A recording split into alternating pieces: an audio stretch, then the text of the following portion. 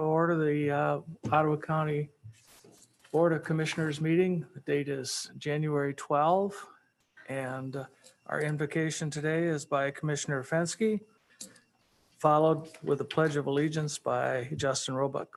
Please rise. Pray with me. We pray for peace and unity throughout our country during these trying times. We pray that all Americans treat each other with dignity and respect. Our lives have been rocked by COVID-19, loss of jobs, and much fear of the unknown. We pray to you to give us direction and strength that we can see clearly the good and wonders that you have provided us. We pray to you, Lord, to watch over our county staff, our police, fire, first responders, and especially our health professionals, that they remain safe and out of harm's way. Lord, give us wisdom to carry out the tasks of the county business and bless us to be safe, kind, and compassionate. In your name, amen. Amen. Amen.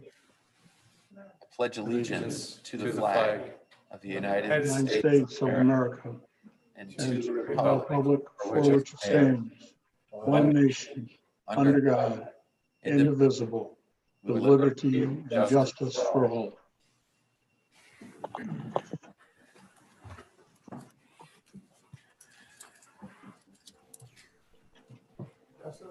Roll, please. Yes, sir. Mr. Garcia. Here. Mr. Baumann. Here. Mr. Zylstra. Sorry, here. Mr. Dannenberg. Here. Mr. Meppeling. Here. Mr. Schurstra. Here. Or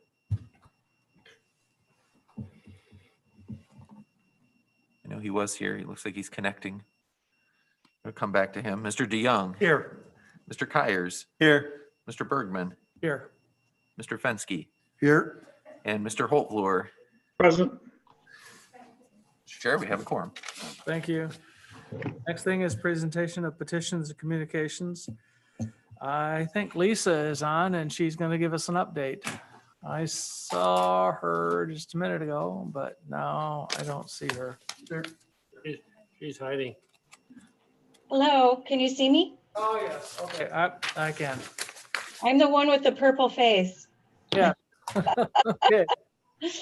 Okay, well, good afternoon, everybody. I have Jarrell, and he was having some technical difficulties, so he just stepped in to my office. So I'll step away, and then he's going to provide the data portion of the presentation, and then I've got a few other quick points that I'd like to make today. So Thank you. Turn it over to Jarrell.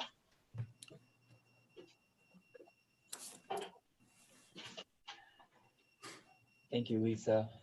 Commissioners, I'm going to share my screen here a second. So just Jarrell, yes. excuse me, since you are there by yourself, could you remove your mask so that we can hear you better?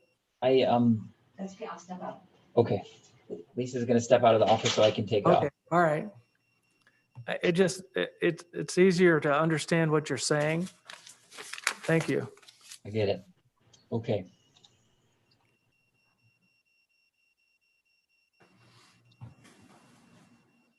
All right, commissioners, we just confirm that you can see the screen in front of you. Yes. Yep. Great. I am just going to navigate to that screen a second. Okay.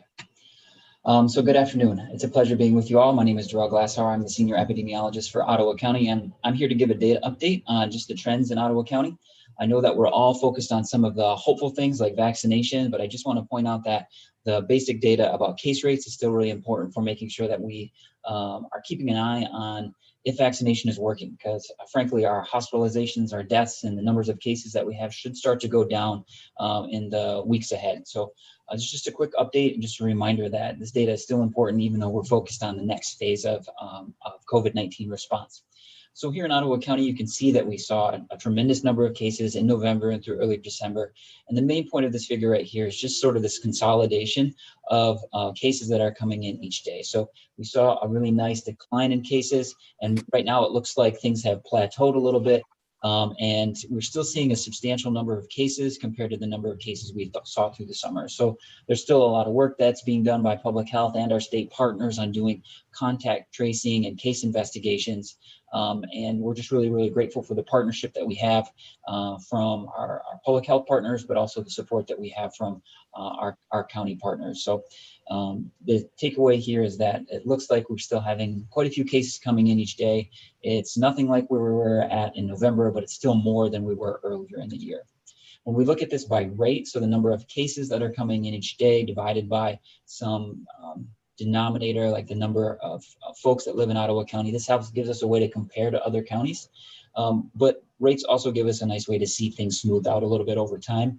The black line is the case rate here in Ottawa County with a couple of red indicators about when Thanksgiving was and when Christmas was. And again, you can see here that we've basically plateaued over the last 2 weeks or so after Christmas. And then the larger long-term trend since November has been a decline. So that's really encouraging.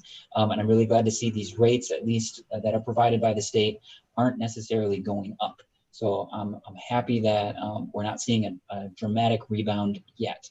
So I'm going to show you a little bit different perspective of the same kind of data. So case rates. This data is from the state of Michigan. It uses, when it counts cases, it puts them in the earliest date possible, either when they started to get sick or when their first positive lab was collected. And I'm going to show you the same data, but for cases when they're reported to public health. So it's a slightly different picture with the same metric, which is a rate. And you can see again, Thanksgiving and Christmas with kind of the sort of hump after Thanksgiving. And then after Christmas, we plateaued a little bit, but the rates have ticked up slightly after Christmas. Now, one of the things I want everybody to be aware of is that over the holidays, people typically tend to forego some of their healthcare, and this could include COVID-19 testing. And also, there wasn't a ton of incentive to go in and get tested because schools were not in session. Maybe some work activities were not being held just because it was the holidays, which meant that there wasn't a lot of incentive for people to go in and get tested. For schools, if you get sick, sometimes you have to go in and get tested and test negative before you can return. So there's this encouragement to get tested. And for this brief period of time over the holiday season, there just wasn't that encouragement, which means we may not have been detecting as many cases. So the point I'm trying to make is that even though we're kind of bouncing up here, this might be a return to normal. And this may have been just a strange period of time here where we weren't detecting cases like normal.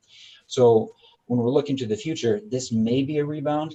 But at this time, what I'd say is wait another week to see what happens because it may taper off or roll over.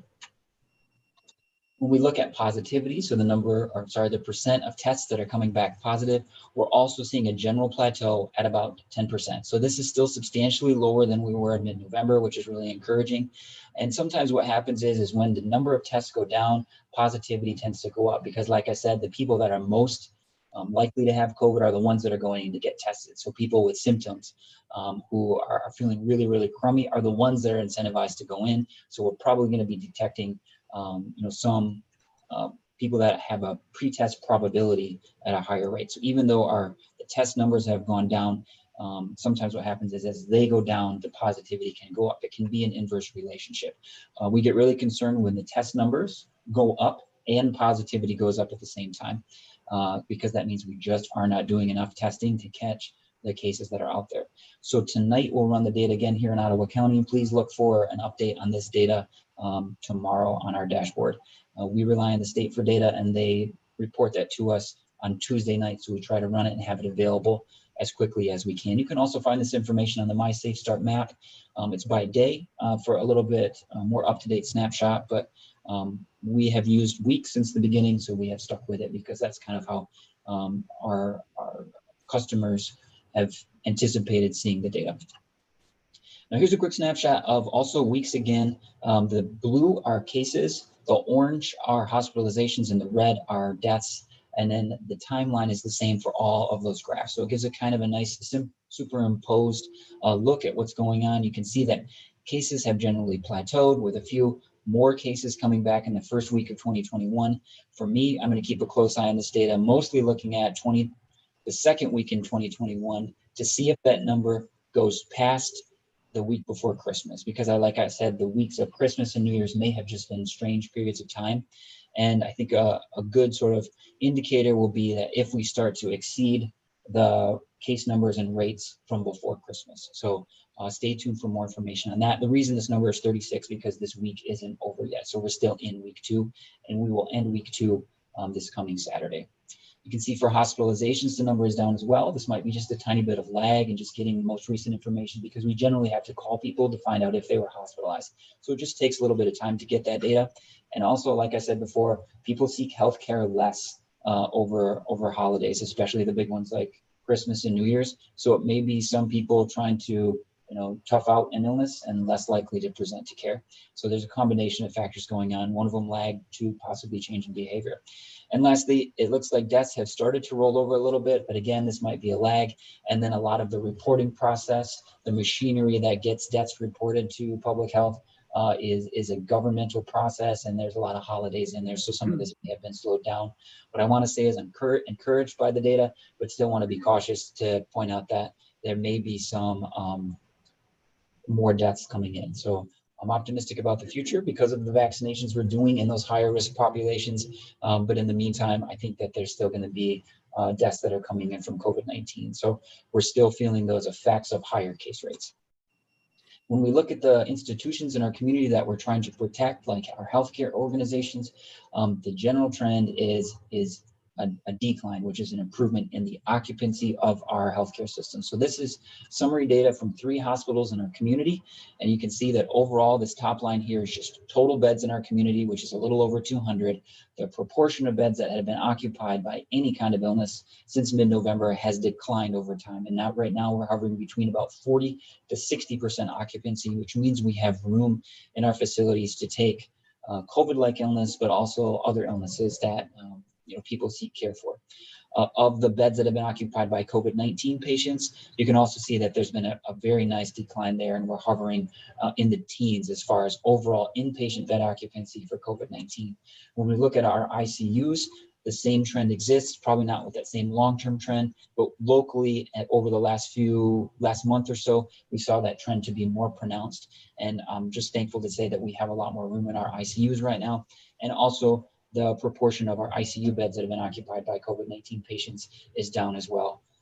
So there's a lot of the work that we've been doing around response and some of the orders that have been in place seem to be having an effect on preserving our healthcare infrastructure so that our community can get the care it needs and is not overwhelmed. Lastly, I just want to talk about vaccines, not so much about the process. My hope is that Lisa can share a little bit more information if you have questions on that. But generally wanted to do is there is information out there about seeing where Ottawa County is at on administering doses of vaccine. And I have the link here at the bottom of the slide if anybody's interested, but just generally wanted to say as of 2 days ago, so the 10th of January, 8,900 doses had been administered are in people's arms in Ottawa County. So these are Ottawa County residents, which means they could have been vaccinated in Muskegon or Allegan or Kent, or honestly anywhere else in the state. But overall, many of the people who are Ottawa County residents who are eligible are getting vaccinated in Ottawa County. This is back of the envelope, about 3% of our population being vaccinated. And this is a big assumption, which is these are all the first doses that people are receiving. If you use that as a general metric, we're moving a little bit faster than the state overall in doses administered. So I'm really proud of the systems and logistics that the county has set up and our partnerships in the community to get this into people's arms. So these numbers are encouraging. I know that we've heard a lot about the speed at which we're administering vaccines, but I think here in Ottawa County, we're doing better than average for sure. So to some, we're still seeing some elevated case counts in our community and case rates. My hope is that we continue to decline, but right now we're just don't know what the future holds as far as case rates go. We may be plateauing, we may be going up a little bit, but we'll see here shortly. Lab positivities hovering around 10%. My hope is that goes down as more people start to get tested again. Our healthcare systems seem to be in good shape. There still may be some echoes of the holiday season in the data in the days and weeks to come. So it may not be the profound sort of bump we saw after Thanksgiving, but still you see the generations of transmission that may manifest. And then lastly, vaccination in Ottawa County started sort of late December. Phase 1A and 1B are in process right now, and a little over 8,900 doses have been given here in Ottawa County. So that's it for me. I'm gonna stop sharing my screen and put my mask on and hand it back over to Lisa. Hold on a minute. There might be some questions for you. Okay. Sounds good. Any questions for? Hey, Daryl, that 8,900, does that include the, vaccinations occurring at the hospitals as well? I believe so. So the dashboard allows us to zoom in by the types of organizations giving the vaccine. So you can choose like a healthcare provider or zoom into just your local health department. And this screenshot shows the inclusion of the local health department doses administered as well as the healthcare doses. Okay, thank you. Any other questions for Darrell? Good job on the layout of this. Yeah. Presented it this way. So Darrell, I have a question. So you showed the statistics for the Ottawa County hospitals, but we know that many people that are from Ottawa County use Spectrum that live on the east side of the county. And then on the northwest side, people use Muskegon. Are those hospitals similarly seeing reductions? That's a great question. We do track that internally.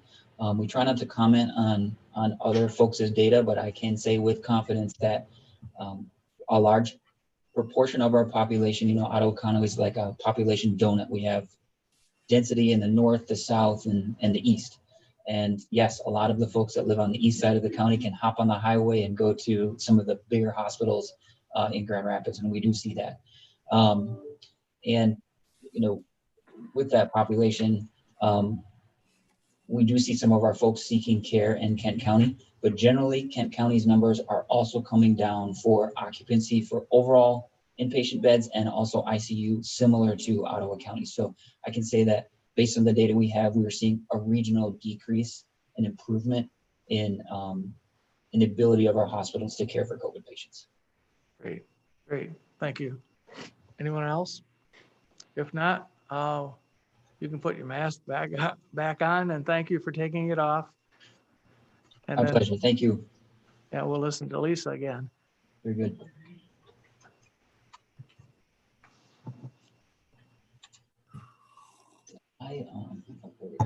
That's okay.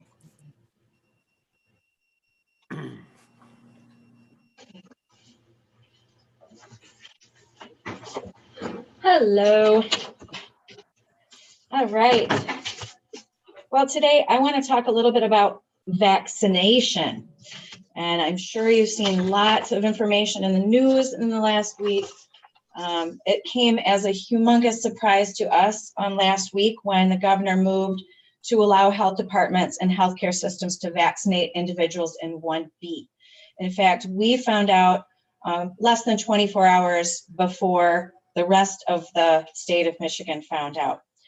This was important to us because we were still vaccinating individuals in phase 1A. The other important factor related to this announcement was that the state has not yet provided enough vaccine to widely open appointments within section 1 or phase 1B. Just so that you know, phase 1A, just to refresh everybody's memory, 1A was all of the healthcare providers and those individuals living in long-term care facilities and facilities like long-term care. Phase B is a much, much bigger population. It includes all of our critical infrastructure workers as well as all individuals age 65 and older. That was also a change that came from the governor's office last week because initially phase B included individuals 75 and older. And so that really increased the number of people allowed to get eligible to get vaccination in phase 1B. The state's distribution plan allocated the vast majority of vaccine to hospital systems and pharmacies to complete phase 1A. We got a portion of vaccine.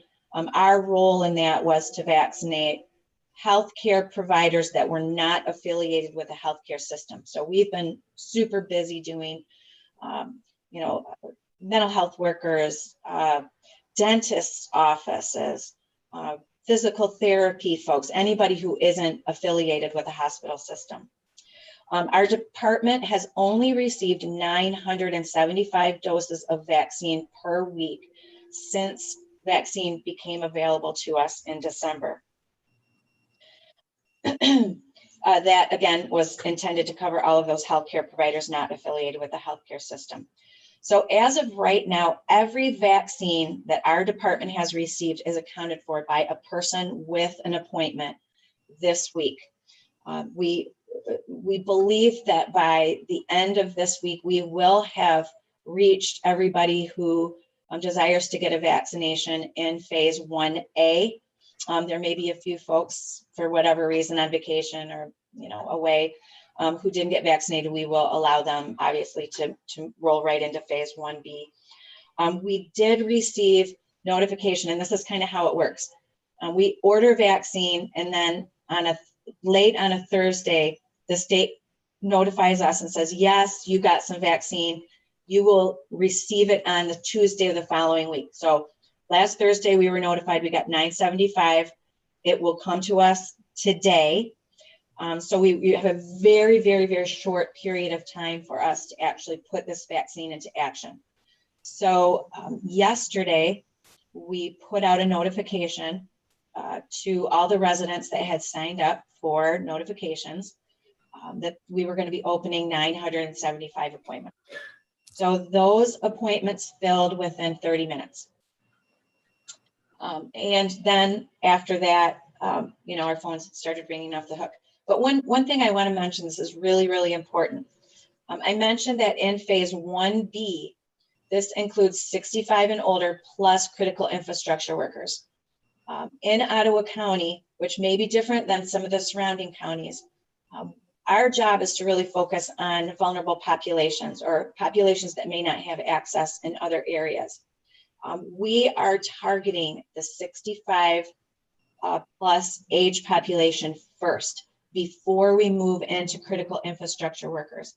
The data is very clear that this population has been disproportionately impacted by COVID with both higher hospitalization rates and higher death rates. And this is why we are allocating our vaccine towards this population first. And we think that'll probably be for at least a couple weeks before we're able to move into the critical infrastructure space. We continue to work with our local and regional partners who receive vaccine in an effort to coordinate and ensure that all our community members are aware of any and all vaccine access points. And I think this is really important, even though we may be just focusing on older adults for right now, just for a short period of time.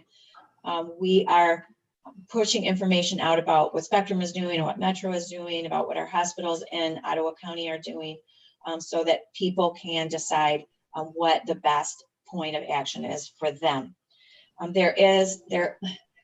Before we hit phase 1B, we were allowing people to cross county lines. In Ottawa, we've tightened that up a bit. We have to look, because we've gotten such a limited amount of vaccine, I think that we've had to kind of say, yeah, you know what, we need to get to our people first. And so if people have gotten in our system somehow and they were from Muskegon or Kent, we have called them back and said, maybe down the road, but for right now, we're only going to serve our population because each county is getting their own allocation of vaccine. So if you get questions on that, for right now, we're only allowing Ottawa County residents to get Ottawa County vaccine. As I mentioned, we were able to open 975 appointments. The people that didn't get one of those 975 appointments were very, very frustrated. I mentioned that our phones were ringing off the hook. Some people were understanding, other people were not understanding. I just want you to know that we're providing the best customer service that we possibly can under these circumstances. We can only schedule appointments based on the amount of vaccine we get from the state. So if we don't have vaccine, we can't open up appointments. This is beyond our control. I would just like to say publicly to our residents, this is as frustrating to us as it is to you. We are doing absolutely everything in our power to advocate. I know all of you are, as a board, are doing the same thing. We're going to work hard to make sure that information continues to flow out to people, that they are made aware as soon as vaccine is available. And so please bear with us. This is indeed a difficult time. I encourage everybody to just exercise a little patience and grace. And we're going to get there. It's just going to take some time. We care about the health of our population, and I'll just say we can assure residents that we hear you and we're advocating for you and we're doing everything we can. So many of you are aware of the vaccine, the online vaccine tool that I mentioned. It's basically a tool that people can log in their name and contact information, and they will be notified when vaccine is available. This has been great. We've got over 30,000 people signed up with this online tool. 18,000 of those individuals are age 65 and older. I'm imagining, though, that within the 65 and older, we've missed a lot of people. We know that this is a population that may not be super tech savvy. And so we want to make sure that we've got other opportunities for them to engage in signing up for a vaccine. So we're working closely with our partners in the senior community. We're planning to hold some vaccine clinics, perhaps at some of our senior centers. We've talked to Georgetown, we've talked to Evergreen Commons, and we've talked to, the one in Grand Haven, Point North. Commissioner Bergman will have to help me with that one. I'm trying to think of the name of it too. I know it has a Yeah, point I know in it is, but I can't think of it right now. Okay. So, you know, these organizations are really, really good at what they do. They know how to reach their members. They know how to reach other community members that are in that age group. They have been willing to help us with scheduling appointments, pushing information out to people, assisting us with perhaps those individuals that may have challenges with transportation. So we're really going to lean on them and try to work closely as we get more vaccine and we can make more appointments available. So I don't want people to think that the only way that they will get information is via this online tool. It is a good tool. I encourage people to sign up because there's a lot of good information in there, but it's not the only way, especially considering those that don't have access to technology. Also, in order to ensure equitable distribution among our Black and Brown communities, we're working with our DEI office. We're meeting with Robin and some of our other community partners to talk about how we can do some real targeted interventions. We also know that some folks in this community may have, you know, any number of challenges, including maybe some trust issues with government organizations. And so we're going to be working very closely with them. It's really important to focus vaccine distribution on health equity so that whatever system we put in place doesn't create further health disparity within these really important communities and for members of our population. There's also, I just have to say again, to remind people to go to www.vaccinatewestmi.com. This is where you're going to find all the information, not just about Ottawa County vaccine access, but on a regional level. I do know that some of the other counties have opened it up. I believe Spectrum Health is allowing people to cross county lines because obviously, you know, they provide services across county lines. And so folks may be able to pick up an appointment for a vaccination through Spectrum or one of our other hospital systems. All of this information is on vaccinatewestmichiganmi.com. As we look ahead to vaccinating others in phase 1B, you know, a lot of people have questions about, well, I am a critical infrastructure worker. When am I going to get my turn? We're really hoping that if the state comes through with some additional vaccine, we may be able to go into the other phase of phase 1B, the critical infrastructure, by early February. Again, we'll be pushing information out. I believe I mentioned at a prior meeting that we're working very closely with Lakeshore Advantage and our local chambers of commerce. A survey went out late last week to help us collect information on organizations in Ottawa County that employ critical infrastructure workers. If you hear from somebody who didn't get that survey, you can reach out to me, or you can go on our website, and I believe that information is on myottawa.org. This information that we're collecting is basically going to provide us with data that will help us to plan and schedule clinics that meet the needs of these critical infrastructure workers in Ottawa County. We have a similar survey that we have pushed out to all of our K-12 school partners so that we really understand the numbers and some of the dynamics within that space, so that we can always do efficient and effective work in our community. We've been working with the National Guard. So we actually have secured the National Guard for every day between the 18th and 19th, the weekdays, to do vaccination clinics. So we have the staff. I mentioned before that we have the location. We have a partnership with Grand Valley State University. We have partners that are willing to set up clinics for us. We have everything that we need except the vaccine. So as soon as that vaccine comes from the state, we are good to go. I did just get a notice right before I came on that the federal government has agreed just today to release additional vaccine that was in reserve for second doses.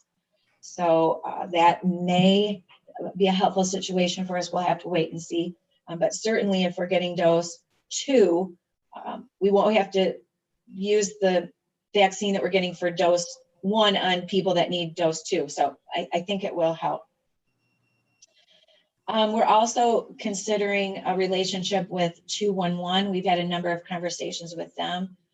This would be a tremendous help for us because of the call volume that we have. So 211 would take calls, answer questions. Perhaps they would be able to help us with scheduling appointments. And this would be, again, on a regional level. So they would be able to answer questions on really anything that's happening with regard to COVID-19 vaccine in the West Michigan region. We've also reached out to the West Michigan Healthcare Coalition, which we are part of. They, like us, receive some Homeland Security money, and they are also willing to set up a call center that's in the real fundamental stages. So I can't even tell you what that will look like yet, but just assure your residents that you hear from that we're working tirelessly on trying to make this a process that people can use. Another thing is we did get another grant of $180,000 to help us to provide vaccine for our population. I'm assuming this just came to us, I think, yesterday, so we haven't really determined exactly what that money will be used for yet, but this will help us. We've got a long way to go here. We're going to be vaccinating people way into the summer, and we're going to need money for staffing and other critical infrastructure, like paying for the location, the rental fee on our location, perhaps providing some support for some of our other partners that are assisting us in this endeavor. So we're thankful for that.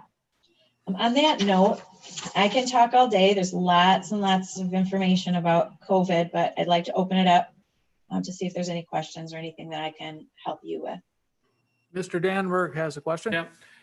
Lisa, Commissioner Danberg, I know your plan, and I appreciate it, that it's kind of laid out how you are doing everything. What is the state's plan? And do you know what the federal government plan is of how they're dispersing that stuff? I mean, is it by willy-nilly or the WAG theory that the state is issuing it to the state, the counties, or is there a different way of that, how they are doing it, the state more or less? Well, I can tell you, Al, that initially and this is still how it works, we have to apply to the state. So the CDC has X number of doses, and they have to look at all 50 states and look at the needs within those 50 states based on what each state determines or tells them are their needs. So just like we get 975 doses a week, The state has gotten roughly 40,500 doses a week. When you think about a population of over 9 million people, it's going to take us a long time if that's all we're going to get every week is 40,500 doses. So we're all in a bit of a pickle here. This is why we were I was very encouraged to hear that now the federal government is going to ramp things up and release a lot more vaccine. I'm encouraged by that because we won't get very far very fast at this rate. I think I figured out, and if to get 300,000 people vaccinated in our county at $9.75 a week, it would take us 5.9 years, which, that's ridiculous. Now, that is a slight exaggeration, I must say, because I'm not accounting for the vaccine that went to the hospitals or the pharmacies. So it was maybe just said in jest with a little bit of frustration, but I do think that we need to have a much more robust plan for distributing vaccinations. We're ready. In defense of our state government, I've been very frustrated. We need more vaccine, but there were some folks initially that were holding on to vaccine, some of our large health systems in the state. That isn't the intent with this vaccine. It's supposed to go out and get in people's arms. So we don't want to hang on to it. We got to keep it moving. And if we keep it moving, we've been told that it will continue to come to us. So that's our plan. And I don't know if I've really done a stellar job of answering your question, Al, but that's really pretty much all I've got. Thank you. Okay, any questions from the people online? At least I have a question. As care facilities like the hospitals start to, complete their vaccination of their staff members, will their number of new vaccines go down and an increase of vaccines go to health, the health department or to private, physicians so they can start also administering to their patients? Yes, that's an excellent question. And I think it was Friday, excuse me, we had a call with MDHHS and they are changing the distribution. And I don't know what it was before, but it's going to move to 75% of the vaccine going to health departments and 25 going to healthcare. And it was probably flipped before. And then it's interesting if you think about a small rural county who may have a population of 40,000 and they don't have a healthcare system in their community. They've been kind of hanging around waiting for all the healthcare community to get vaccinated. So they've been ready to go. So, it's really dependent on your population, size of your county. But we're ready to take more vaccine. We've been ready and we're anxious to. We've ordered 7,000 vaccinations for next week. I don't know if we'll get that since we've only got 975 thus far, but this is me keeping my fingers crossed. Okay, thank you. Anyone else on Zoom? Yeah, Mr. Chairman, Randy Meplink, Lisa. Okay. Question for you is if a person signs up on the vaccinatemi.com site with the health department, and then they receive a vaccination with their healthcare plan, let's say Spectrum or something like that, do they come off the list? Do you get notified that so you've got an open spot, or do we still have is there a communication piece there that takes care of that, or can people apply on both things? That is an excellent point that you're making. I can say that no, they don't coordinate with each other. For example, Spectrum Health uses their MyChart system, which is sort of an internal electronic health record system to schedule their appointments, whereas we're using another system, and they don't speak to each other. But I am going to take that to my team because we should at the very least have some mechanism where people can cancel their appointment. So thank you for that. Yeah, good, thank you. Because I've been hearing that out there in the general public of people so anxious to get it, they're applying everywhere they can. Right. And you would hate to have it if we can't get if they doesn't come off the one list, that would heard it from somebody else getting it. So thanks for checking into that. Yes, thank you for the heads up. Roger. Anyone else? Yeah, go ahead, Joe. Lisa, Commissioner Bauman, just a quick question, like of the 975 doses that you have, do you reserve so many of those for the second dose? We do. We're supposed to get 975. Eventually, we're supposed to get an additional amount for the second dose. I don't think that we've actually gotten additional vaccine for the second dose. I'd have to confirm that with my team. But what I can tell you is all we've gotten is 975. Very early on, we were told by the CDC that as soon as you've put 1,000 vaccines into people's arms, you automatically get put into the queue. You don't even have to order the 1,000 for the second dose. And we just haven't really seen that play out yet. So there's probably some bugs that are being worked out at the state. What's the time period for the second dose? Because we received Pfizer vaccine, there's a 21-day period between first dose and second dose. For individuals who may be going to Kent County or Allegan County for vaccine, they're using Moderna vaccine, and there's a 28-day period between dose 1 and dose 2. And if you get Pfizer, you can't get Moderna. You have to get Pfizer for dose 2. You can't switch back and forth. Okay, thank you. Anyone else here? If I can follow up with Randy's question as well, Lisa, is there a lifespan on the vaccine once you take it out of the freezer, whatever you call it? Is it only good for X number of hours? Yes, and this is very, very complicated. And I'm not sure I'll get it right. But once it's unfrozen, so the Pfizer vaccine is in this deep, ultra cold freezer. We had to get a special freezer for Pfizer vaccine. Once it comes out of that freezer, there's only so many days that you can use it.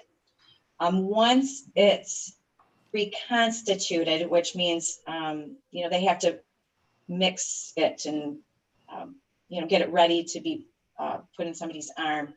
I believe there's a matter of hours before it has to be used. So for example, we've had, this is how our team got vaccinated at the health department. We were kind of considered in that 1A category, but we held our team back because we knew at the end of the day, we may have doses that we needed to use up in case somebody didn't show up, or there's a situation where Pfizer thought we were only going to get 5 doses out of each, or 5 vaccines out of each dose, but we can actually sometimes get 6. And so that gave us some additional vaccine. And so we would just one by one haul our people in and give them the dose because we don't want to waste a single dose. And right, and I guess that's where I was going.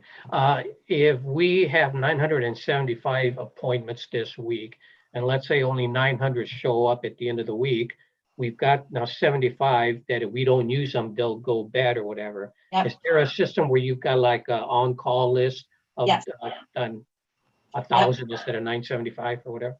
Yep, Okay. we do. We have a whole list of folks that the other part of it is you have to get there within a 15-minute or Right. 30-minute time frame. And so we've got some folks that were willing to go on a list and come in at a moment's notice. Okay. That probably get trickier as time goes on though. I don't know, this is a valuable commodity at this point, and we have not lost a single vaccine thus Okay. far. Fantastic. Thank you. Else? So Lisa, the name of that place is 4 Points, and at one time they had a satellite in Coopersville, and I'm not sure if they do yet or not. Do you guys know if 4 Points is still in Coopersville? I don't. So if they do, would you put up a clinic in Coopersville as well? We could possibly, we're also working with GVSU Okay, to maybe do one on Allendale's campus, because we kind of thought that was central between Coopersville and Hudsonville, and you get the Allendale folks in there, and they also are willing to help us with staffing it with some of their student nurses, which would be really, really a great opportunity for us. So yes, I think the most important point here is that we want to make sure that we're out in the community, that we're hitting our geographic areas and accommodating all of our residents. So our plan is not just to stay in Holland for the whole duration. We're gonna get out there. We're gonna get into your areas and get people vaccinated. And we also have 4 pod sites, which, gosh, these are contractual relationships that we've had for years with Coopersville, Grand Haven, West Ottawa, and Hudsonville schools. And we do exercises with them periodically. We've done, that's where we did our H1N1 clinics a few years back. And so we've got good relationships and quick access to set up mass vaccination clinics in those sites. Good. If there's anything else?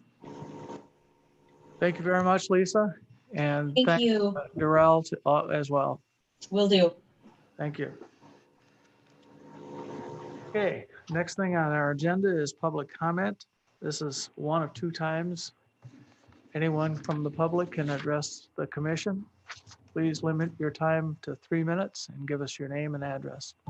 Is there anyone in the public that would like to speak? Yes, sir. Come forward. Joseph Alfonso, live at 11116 Ryan's Way in Holland. So looking over the agenda and packet for today, I had a few questions and concerns, Okay. especially regarding the matter of the delinquent tax fund. It showed a discrepancy of from 900,000 to 400,000 from the recent time. It's been pretty consistent over the years at $900,000 for that delinquent tax fund, but out of nowhere, receipts went up, and now it's 400,000. So it's a pretty large discrepancy. Brad Saul did this job for nearly 2 decades, and it's pretty frustrating to see that level of not understanding, I guess, of making sure those numbers go out to the public accurately. And to have somebody to list the job for financial advisor, that we already have that.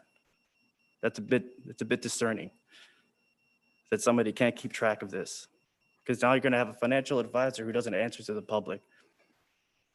So there are a few questions that need to be answered here, and I'd like to know them.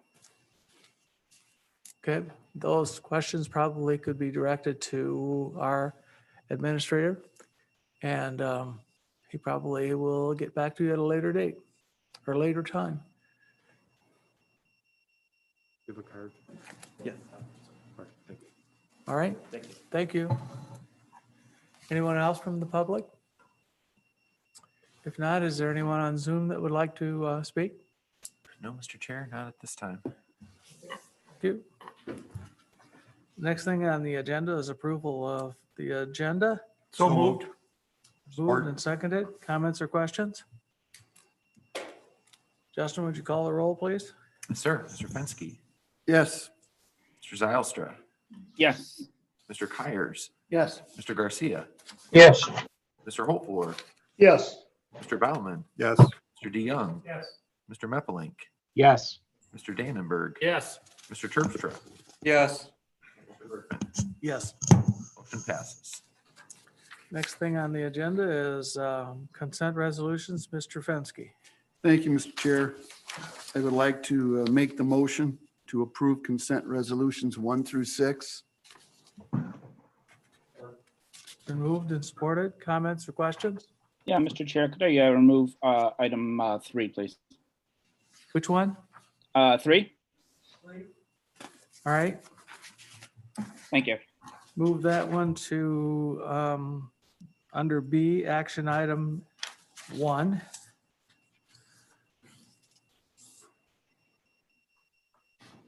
Any other comments? Would you call the roll, please? Yes, sir. Mr. Zylstra, Yes. Mr. Fenske, Mr. Baumann, Yes. Mr. Kyers, Yes. Mr. Garcia, Yes. Mr. Meppelink, Yes. Mr. Dannenberg, Yes. Mr. DeYoung, Yes. Mr. Holtvor, Yes. Mr. Terpstra, Yes. and Mr. Bergman. Yes. Motion passes. Okay, under action items, one. Mr. Fensky, would you write that motion or call that motion, please? Make that motion. The motion is to post-execution ratification of contracts under Section 4, Parent D, Parent 2 of the Ottawa County Contracting Authorization and Form Policy is to ratify all contracts currently pending on the post-execution ratification list as authorized under Section 4, Parent D, Parent 2 of the Ottawa County Contracting Authorization and Form Policy that was adopted on April 14th, 2020. Support. Been moved and supported. Comments or questions? Yeah, Mr. Chair. Yeah, I've been having a hard time with this agenda item. There's 18 contracts there. Some of them are quite substantial, but there's overall kind of a lack of detail. So it's really hard to see what's going on with those contracts. Some of those contracts, the way I read our policy that we passed back in April, should be on the pre-approval list, and maybe I just have that wrong. And maybe corporate counsel can address that. And finally, in the summary request, it talks about thousands of contracts that require approval. But, you know, I think in December we had about 20 contracts on this list, and now we have about 18. So that doesn't really add up to 1,000. So I don't really know where the discrepancy is there. So I appreciate that. Is our counsel here? Sure. Would you come to the podium, please?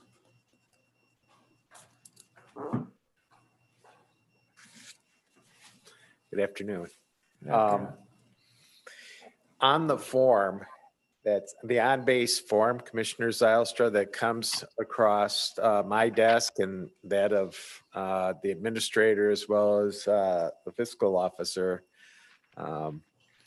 There's a notation as to if you're on section 2 of the contracting policy, which are ratification eligible contracts, the department head or the recommending office will have to pick one of the policy subparts so that we can enforce the policy that the board has approved. So we have A, B, C, D, and E. E is the old expedited contracts. What's left of those? Those are contracts that might require pre-approval unless except for the fact that speed is very important with those. Those get reviewed in greater detail. And then unlike our former ratification, former expedited policy process, they do eventually come to the board at this juncture.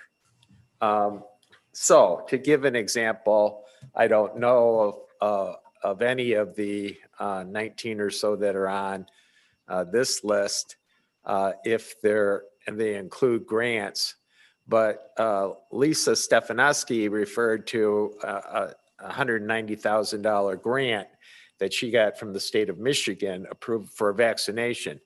Well, knowing the commissioner's desire to see speed in the vaccination process, that one we would push through. That's a grant that ordinarily would require pre-approval, but we're not going to spend the extra month before we get this through committee and to the board. We're going to make that a 2E exceptional circumstance instance. So in all of those that are before the board today, they fall under one of these subparts of 2, and that's why they're on this list. In terms of the thousands of contracts, I think I did respond to you on that. I think that Ottawa County has somewhere between 1,000 and 2,000 contracts a year. It may be closer to 2,000. I think mental health, which we haven't really fully rolled into this process yet, has probably 500 contracts alone in the course of a year. And I have in this policy broadened the concept of contract to include even purchase orders. I mean, a lot of the things that we've historically not even viewed as a contract legally are contracts, and they should see the board's approval at some level. So what I think you're going to see as we get fully implemented here is the number of contracts that pop up on the ratification list are going to increase dramatically at some point in time. And when we get fully functioning, you will see that we don't have thousands, but we do have, as I said, somewhere between 1,000 and 2,000 contracts that are eventually going to be in front of the board. And the great thing about this new process is everything is digitized. So we have a digital copy of all these contracts, Sherry. Sherry's task is infinitely going to be more easy. And historically, we're going to be able to track and pull up former contracts now that we've got them all in a digital on-base system. Okay. And I apologize if I haven't seen your email and the discrepancy between the thousands and what we're seeing here. And it's glad to see that we're kind of sort through that and kind of get to where we're at. I think my point was more about the government contracts, which should fall in D1B, but maybe they're being expedited in this case. I'm not sure. Yeah, that would be. We have a number of mutual aid agreements we've been working on. Right. And so, again, some of them are ending up 2E. And hopefully, as we get a little more organized, those can get more pre-approval, or at least the form will be pre-approved. And then if another entity signs on, then we can look at expediting that through the ratification process. But that's the intent. So I think it's fair to say that we're moving towards a more vigorous enforcement of pre-approval and the ratification. We're just not quite there yet. Sure. When you talk about digitizing, would that mean that, for example, we could just click on a contract and then find it rather than having a full contract in the packet? Or, I mean, that would be that'd be great. That you go into this and you see 20, 30, 40 contracts, and some of them are for $0 amounts and some are for $2 million amounts, and you select the contract that you want to view. Is that your intent or no? Well, I know I have that capability. I don't. Right.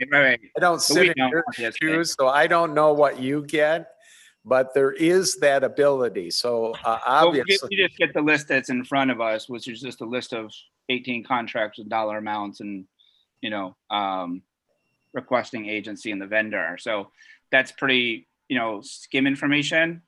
And, going forward, if we do get, more more full information on these contracts, but we're being asked to sign off on contracts for nearly $2 million that we have, basically no idea on. Yeah, that's a good point, and I'll see what IT can do to give you some access through some means to see those contracts. But I wanted to assure you that I have access to all of those, as do the administrator and the chief financial officer. Right, but I guess the reason why I pulled it off of the consent agenda more than anything else is we don't have access to it, and we're being asked to sign off on contracts that we don't really, have much information on, other than, what we have in front of us, which is very little. Would it make sense if we table this and then we get more information on some of these contracts, or what do you think? Well, the ones, again, that you have before you right now, I think the ratification contracts have already been executed and they're out there. So it's important that those be approved. Right, which is kind of like the drawback of this ratification process, is that they're already been executed and we're just signing off on the back end. But we are still signing off. All I can tell you, Commissioner, is in years past, you wouldn't have even seen them because they didn't go to the board. So we're improving. I don't know if that's like the best answer, but I get your point. All right. Thank you. Okay, thank you. All right, ready to vote? Ready. Want to call the roll, please? Yes, sir. Mr. Baumann. Yes. Mr. Garcia. Yes.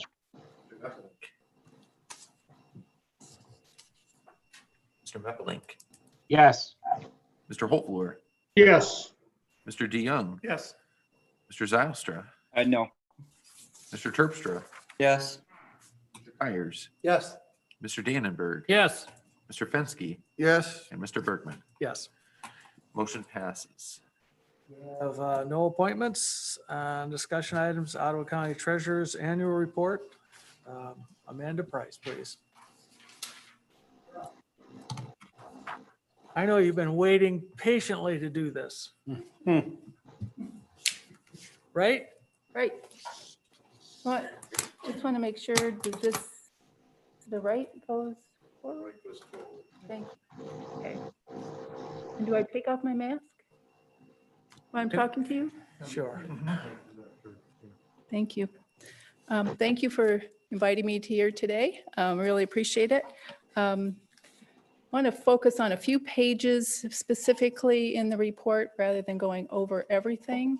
So we go first to page 2. And that lists initiatives of the Treasurer's Office. First on the list was implementation of check scanners in our office last year. These were implemented, the technology was installed and implemented in our office in both the Grand Haven and Fillmore offices.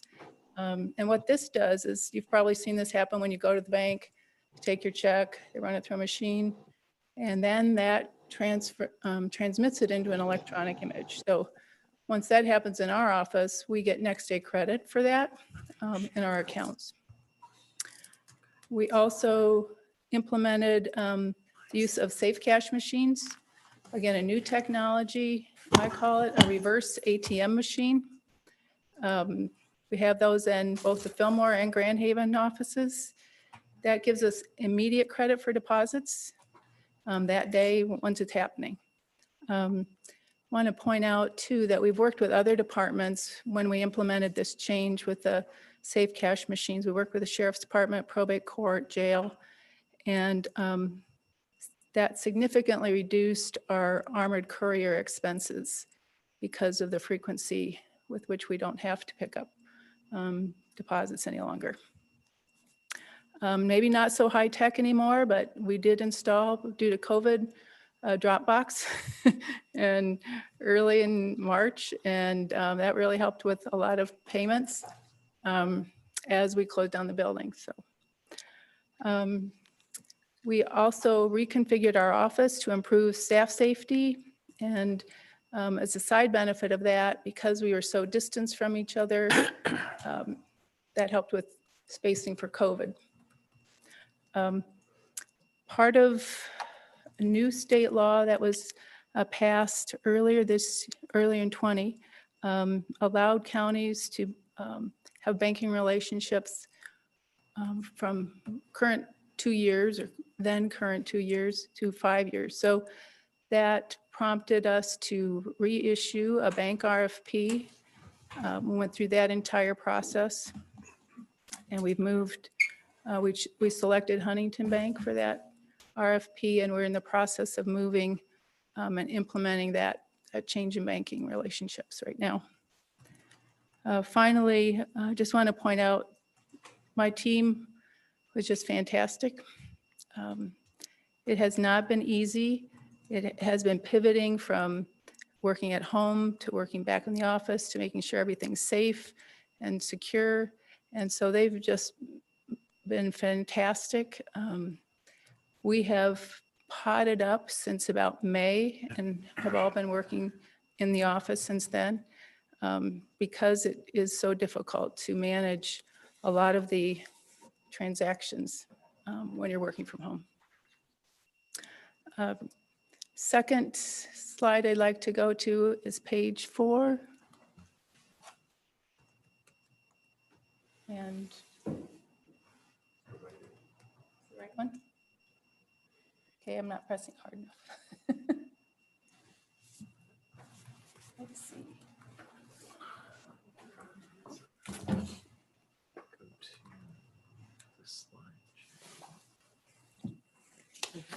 See, it goes back. Nope, go back. Excuse me for a minute. There we go. There's page 3, but we want to go to the next page.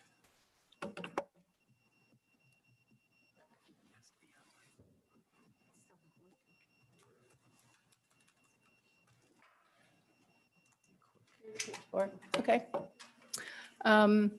Just to let you know, the annual interest earned was $1,185,087. We follow the Ottawa County Investment Policy, which is protection of principal, liquidity, and return on investment in that order. So the market has not been great this year, but our key piece in what we do is protecting the principal. The investment activity throughout the fiscal year complied with the Ottawa County Investment Policy. And now on to page 7.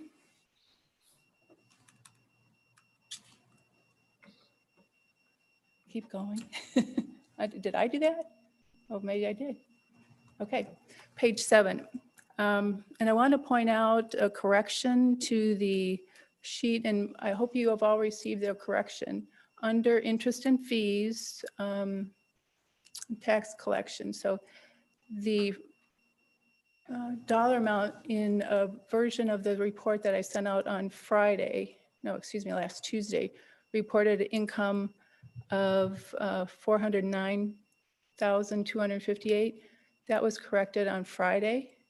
We, Commissioner Zylstra pointed that out to me, and we ran the numbers again and found the error. It is now $1,025,116, or it wasn't in that case too, but this was a reporting error. So just want to point that out.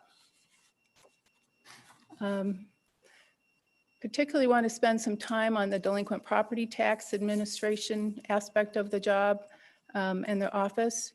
As county treasurer, our job is to collect all the delinquent taxes for real estate property, real property, excuse me.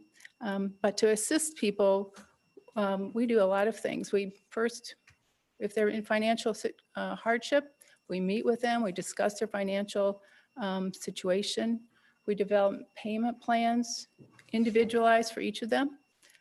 We refer them to local and state resources. Grand Haven in particular has a great resource center in the City Hall that we frequently use and refer folks to, because there are some state dollars that come down through the federal government. So we've used them frequently to refer people there.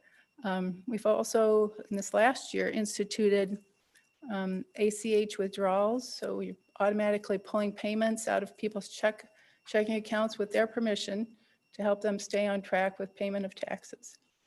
And then we also will do a hardship deferral if folks really can't do it. And so we try our hardest not to have anyone go into foreclosure.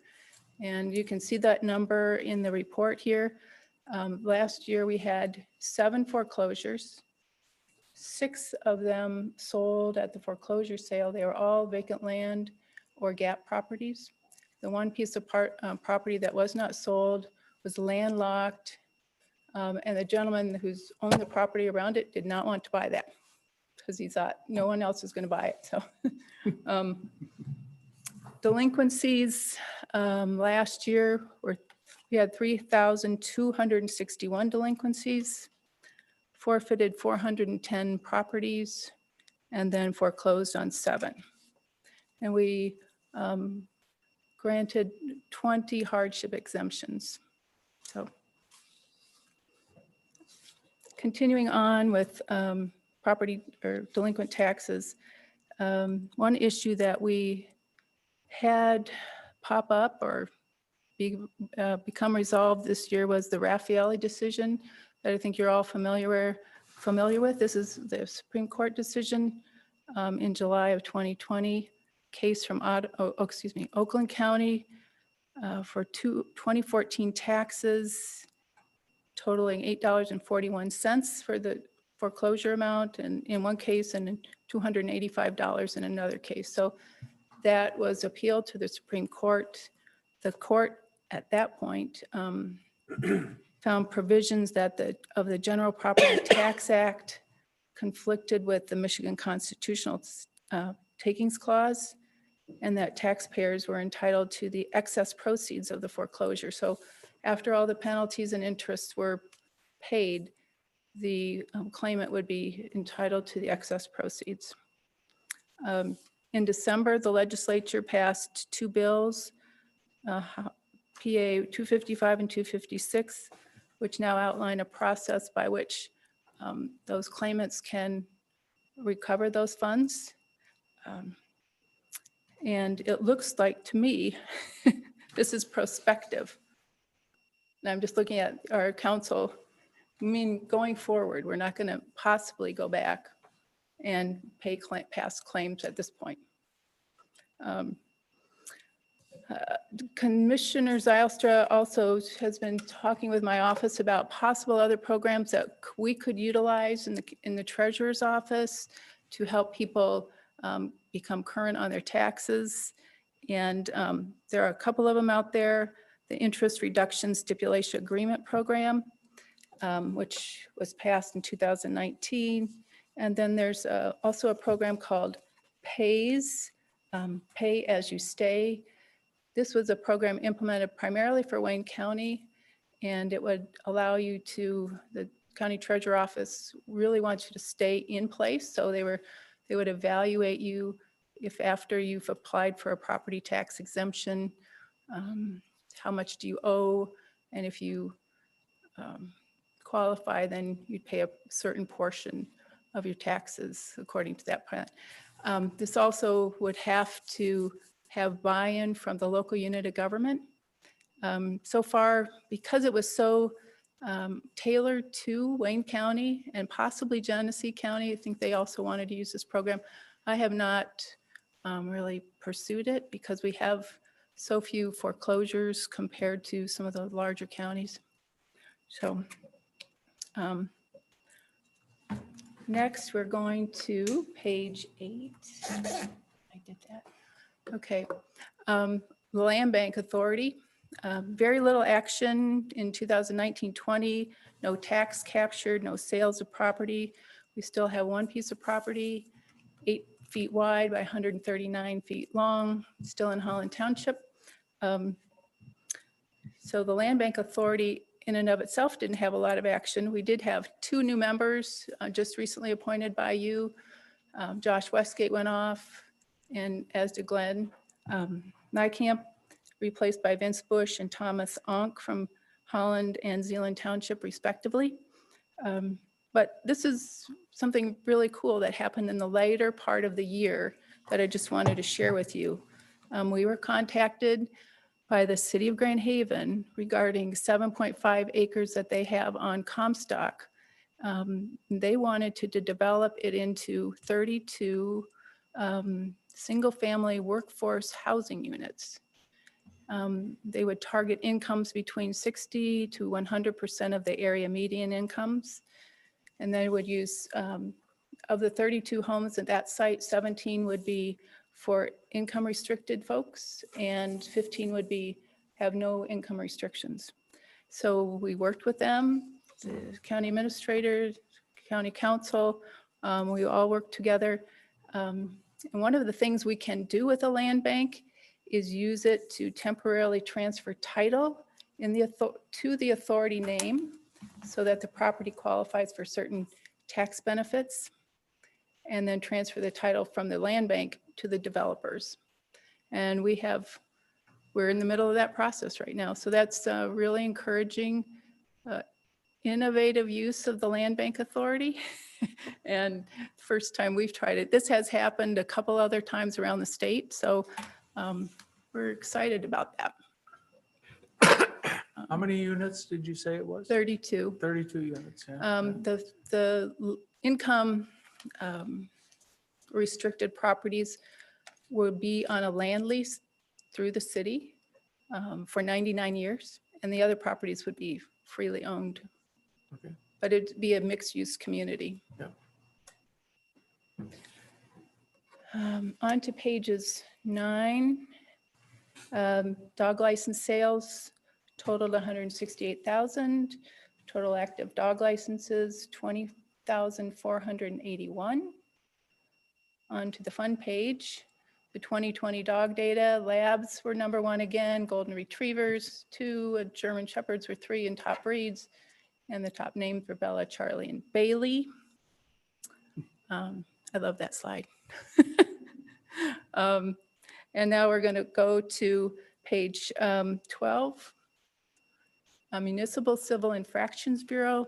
This is something that our office collects all the fines for this. And I just want to point out to you that you'll notice in 2020, there were 934 collections, or I think it says issued, yes. Huge increase from the year before. Huge, 185% increase. A lot of that was parks citations. And the guess, and maybe Jason can answer that question a little bit, but you know, it's COVID, so people were really encouraged to go out and go to parks. And I think they were very crowded. And also it was just a beautiful summer. So I think that's the huge increase there. And then library penal fines, we are at $755,000 versus the previous years. We saw about an 11% reduction. Again, I think that has to do with COVID and not as many fines being, or tickets being issued in the beginning of COVID. So that unfortunately affects the libraries. And I know they count every dollar. So finally, on to page 14, 2021 initiatives will include remodeling a portion of our vault area for a conference room. This may not seem that exciting to you, but we are really trying to limit any traffic through our office for safety reasons. And so we will be creating that so we can have meetings outside the interior of our office.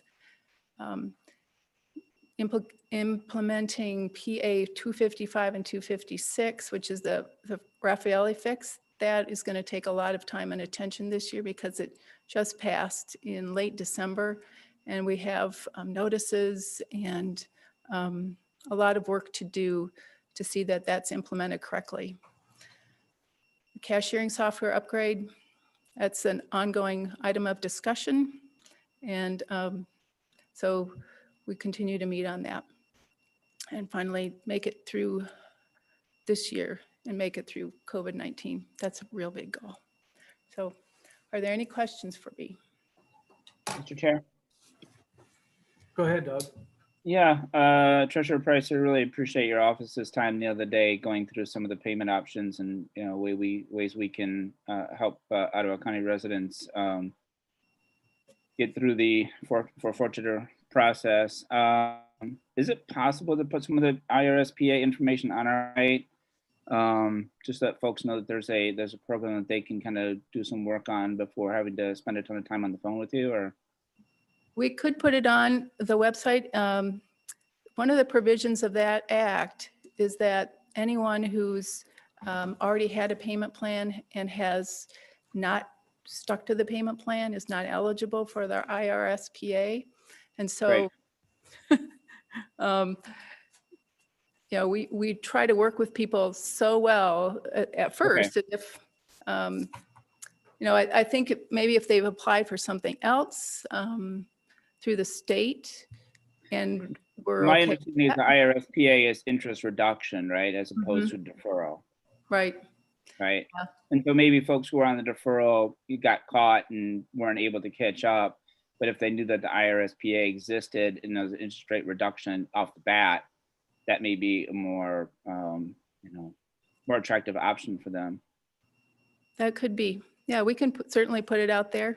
And, I appreciate that, Treasurer Price. And again, I appreciate your office's time going through all the. I have reached out to folks in the city of Holland because I know that the PACE PA has to be sponsored at the city or township level. So, and as your office said, PACE PA is not sponsored by anybody currently in Ottawa County. Is that correct? That's correct. And I think you have to opt into that and to the PACE program. Yeah. So that would be a unit of government. IRSPA, it doesn't have that same stipulation as I understand it. It's a state statute. Great. Thank you very much. I really appreciate that. Are there any other questions? Anyone else? So Amanda, some of those things that you have been doing all along anyway, is that correct? Yeah, yeah. Yeah. So, We can't You know, really do anything about the reducing the interest rates and the fees because that's state law, but yeah. we're I've always certainly there. appreciated the fact that your office and prior to when you were there, when Brad was there, the efforts that you've gone forward with trying to reduce the number of foreclosures, Yeah. and keeping that way, way low for our county. It's And getting help from private and philanthropy in the county that has been willing to step in and help as well. So thank you for that. You're And, welcome. Just wanted to point out too, we had 7 foreclosures, but that number was about 10 a couple days before the deadline. And the team in my office contacted every of those 3 individuals, and they were all unusual circumstances. Someone was stuck in Mexico because of COVID and they were visiting family, and so they couldn't get back. And so we were able to defer that. And those 3 individuals were able to make payments very shortly after. So that's the length of time, the length that we go to contact individuals and make accommodations. So I think, you know, the end result is that I think our residents in our county should be proud of the fact that we've got a public, we have you and your department doing such a great job to prevent those foreclosures. So thank you. Thank you. Any other questions? Thank you very much. Thank you. Next thing on our agenda is Ottawa County Diversity, Equity, and Inclusion Annual Report. Robin, you've been patiently waiting and you're ready. I am. Good afternoon, Board of Commissioners. Thank you for the opportunity to be here today to present on the first Diversity, Equity, Inclusion Office's annual report. I just want to do 3 simple things with you today. The first is to walk through the report, give you some highlights on what's been happening over this past year. Make sure that you understand where we are in this journey because this work is a journey. And then second, we would like to share a video. And this video was created by our newest intern, Jessica. Jessie is in the back here. She is a Grand Valley State University Master's Public Administration degree holder, or about to, right? Thank you. And Jessie has been amazing because she has been reminding me daily that her generation is really requiring this work when they consider where they live, work, and play. And so she's holding me accountable to really understanding how to live out and put the DEI lens over the things that we're doing today. So thank you, Jessie, for being here and for sharing your video with us. The third piece that I'd like to talk about is throughout this presentation, I would really love for each one of you as commissioners to think about the ways that you're playing a critical role in Ottawa County in fostering a place where you belong. And it's really important, especially as leaders, to keep that in front of mind. And I'll tell you why. Because when this office began in 2019, I don't think anyone genuinely could understand what it would look like, what this journey would actually feel like, and what we would face, especially in the lives both here internally as an employee and externally. I've never had as many conversations as I thought I would with business leaders, residents, individuals who are for the office and also not for the office. And I appreciate hearing from both. It's important. But in addition, because there's no roadmap for the work that we're doing per se, we don't have anything to bench it against. We also had to deal with the fact that, like many, we had to lead in the face of COVID, the realities of the aftermath of George Floyd. And we have to consider how are we going to show up in those spaces. So out of those conversations I've had with individuals and actually with many of you here today, I asked, how do we approach things in 2021 moving forward that make us feel like we're actually getting somewhere where there is a space of belonging. And I thought I'd share very quickly before we go into the annual report, just 6 simple things that leaders that I've talked with that demonstrate some of these behaviors have really helped shape the narrative. So the first is curiosity. As a leader, when things get said or done, the first thing we sometimes think about is how do we respond to that impact? And while we do need to respond to that impact, we also have to remain curious. Why did that happen? Did they mean what they said? How do we have a conversation around that? Stay curious. The second thing is you got to have some courage. If you keep the curiosity within, but you don't have the courage to speak or address or ask, then we don't ever have a way to clarify and we don't ever bridge those understandings. The other one is confession. So as a DEI professional, I don't always get it right either. I admit to that. Every human being has a bias, has a judgment. And so how do we get ourselves in a space that we can actually confess that to each other? And then the fourth is consistency. How do we consistently show up in those 3 ways? Staying committed as the 5th, and the last is to be candid.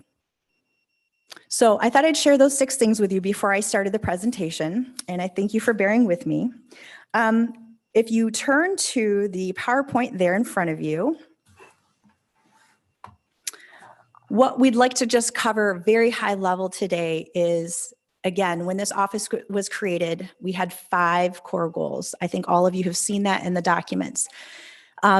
In 2019, we started out and really started going strong on 3 of those 5. Again, it's just me, so working in tandem here with a couple people. But the first is to look at the DEI strategic framework. And I think you've heard about our plan and the things that we're working on to operationalize this work in the county. So I'll give you an update on that. The second is the completion of the racial equity toolkit. So when this office was created, again, I know that there was a lot of discussion with Al and the community about how do we remove or significantly reduce implicit bias from our programs, policies, and procedures. There is actually studies out there that do show you can make money and save money when you are able to do this effectively. The third is working with our local municipalities, townships, villages, and cities. Again, prior to me coming here, when this office was created, there's a lot of discussions around how can those organizations leverage the work that we're doing and how can we share as a resource. So right now, as it stands, this is the office myself. We have Cassidy Zender, who many of you have met, Senior Secretary, and in 2019, the Cultural Intelligence Committee, which many of you are familiar with and have known. Again, they're a 15-member employee-led group. They started out under the 4 C's, the 4th C being cultural intelligence, working with our customers. Judy and Cynthia are both the co-leads and leads of that. So that group has moved up officially underneath the DEI office. So while they don't report to me as a boss per se, I do oversee the budget. So just sharing that as well. When the CIC moved up under the office, they were really excited about having some of their projects shared with you. And I said to them in the beginning of the year, we need to get a little bit more strategic. We want to talk about, if we're going to do activities, let's figure out what some of those outcomes are to make it to the platform here. So one of the things that we heard back from employees who are journeying along this work, right? DEI is a journey. A lot of individuals have shared with us that they don't have exposure to individuals that are different from them very often. And it could be for multiple reasons, whether they're from here, they grew up here, et cetera. So the CIC team said, how do we ask our employees to participate in a diversity book club? And so we did. At the time this was written, it says 40 Ottawa County employees participated, but I believe by the time we ended it was 50. And what's great about it is that these employees were able to share almost 80% that they actually have something happened to them where they were able to understand people whose backgrounds were different. So you say, so what, who cares? But the reality is we serve customers that are different backgrounds, and we are bringing people into our county that have different backgrounds. So how we relate matters, and it's how we help people feel like they belong. The 2 other areas very quickly is we've been partnering with Shannon Felgner for our social media team. We have not done a good job in the past of really helping our external and internal customers understand what CIC and the diversity office is. And if you think about the high level strategic plan of the county, when you think about communication as being something that we want to work toward, well, we want to align with that too. So we put together about a year of material that really focuses on how do we get information out to the community? What is Disability Awareness Day? What is the Cultural Intelligence Committee, et cetera? So we're working with Shannon to do that. And then the Migrant Resource Council. So that is providing supports and needs for our migrant seasonal farm work families. And so we raised money internal here to actually help bring support. All of you are very familiar with the forum, the diversity forum. This was again done way before I came. So you can see in 2016 was the first one. And since 2019, when we partnered with the City of Holland, you can see there that we have increased our attendance to 300, which was at about 131% increase. And this year, because we had to go online for COVID, we had almost just as many registrants, but you can see here the outcome or the overall forum feedback. We weren't sure if it was going to stick the same, just like most people. The only area that we need to focus on is because the forums in the past were actually in person, we had ways to network. And I think that that was a big value set for people when you're going through this journey. How do I find other people who are doing this work so I don't feel so alone? So we're going to work on that for the next year. But overall, I think we had some great feedback. If you need to see these reports in full, they are on the DEI website, external facing under Diversity Forum. So the other areas I'd like to quickly go over with you, the DEI strategic framework. So you guys know that there is a plan that we needed to put in play. And in fall of 2019, we actually partnered with Inclusive Performance Strategies. You were part of that decision, if you remember back then. They will be working and talking with us a little bit later today to go in depth about some of the findings that we have been able to do. We formed a work group here at the county, which there's a picture of the 15 members that came together, leaders across the county. They helped the process and informed and guided the DEI office in making decisions about how to move certain conversations forward and what does the assessment show. So it was very helpful to have them as part of that. This fall, obviously, we had the completion of the DEI assessment and the findings. And then what we planned on doing after this meeting is to roll out to the employees with another video, kind of what to expect, what's coming next. And then Al and I are going to work together to form another task force to roll out some of the recommendations. The second goal that we were able to complete, again, going back to that first slide, is our racial equity toolkit. So this was a big one for the county office, right? We had to get that toolkit done. So officially it is done. And again, the goal is to be able to use it within our departments. How we roll that out is probably going to align with some of the recommended priorities that come from the framework that you just saw in the last slide. But also, we're going to incorporate that with working with our local municipality partnerships. So I want to say before the new year, we had some meetings with Holland, Grand Haven, Spring Lake, et cetera, who all said, especially after George Floyd, oh my goodness, we need to do more. We need to understand how to become better in this space. And not only was it just here's a toolkit, but how can we learn together? So we're going to form communities of learning practices together. Moving into January, actually we have meetings coming up. Our office went back to the drawing board. We formed a steering committee and said, we're going to put some workshop material together. We're going to look at what are the activities that we need to do and talk about in an open space so that we can learn. And we'll be kicking that off in this upcoming month. This is just, again, an example of a 6-month readiness timeline. There's a lot of things that we have to do prior to actually joining or forming those learning committees, but you can look at that as well. And we're partnering with GARE, which is another organization you've heard of. Okay, very quickly, we also have the Welcoming G4G grant. So this is what I call my bonus goal because technically it wasn't in the original 5. We had an opportunity to receive a research grant award from the Gateways for Growth. They're a clearinghouse that works with the New American Economy and Welcoming America. You can see a little bit more about the organizations on the bottom corner there. What this research award is really going to help us do is understand the economic impact that immigrants, new Americans, and refugees have in our county. And the data set's pretty thorough. In fact, it's really hard to get data like this that go down and drill down into county. But some of the economic indicators that we are going to be able to look at is spending power that's held by immigrants. We can look at job creations or hiring. We can look at federal, state tax, and local taxes held by immigrants. We can look at household size. So it's pretty thorough. So our office will be convening some meetings with some economic leaders to talk about this. One of the requirements of this is to go public with the findings once it happens, and we plan on doing that at our next diversity forum. Again, there's a lot of highlights. We've been really busy beyond all of that work in addition to these other partnerships. I'm not going to call all of these out. You can read them, but I think the three big ones are the Holland Zealand Community Area Foundation awarded us $20,000 for the work around racial equity, and the G4G, which says a lot. They're focused on this work in the community and want to support it. The other thing is we partnered with the Department of Public Health and to receive a 3-year grant at $42,000 a year to work on our migrant health survey, which had started, I think, back in 2002 or so. So we're going to pick that back up and start to strategize, especially with COVID happening right now.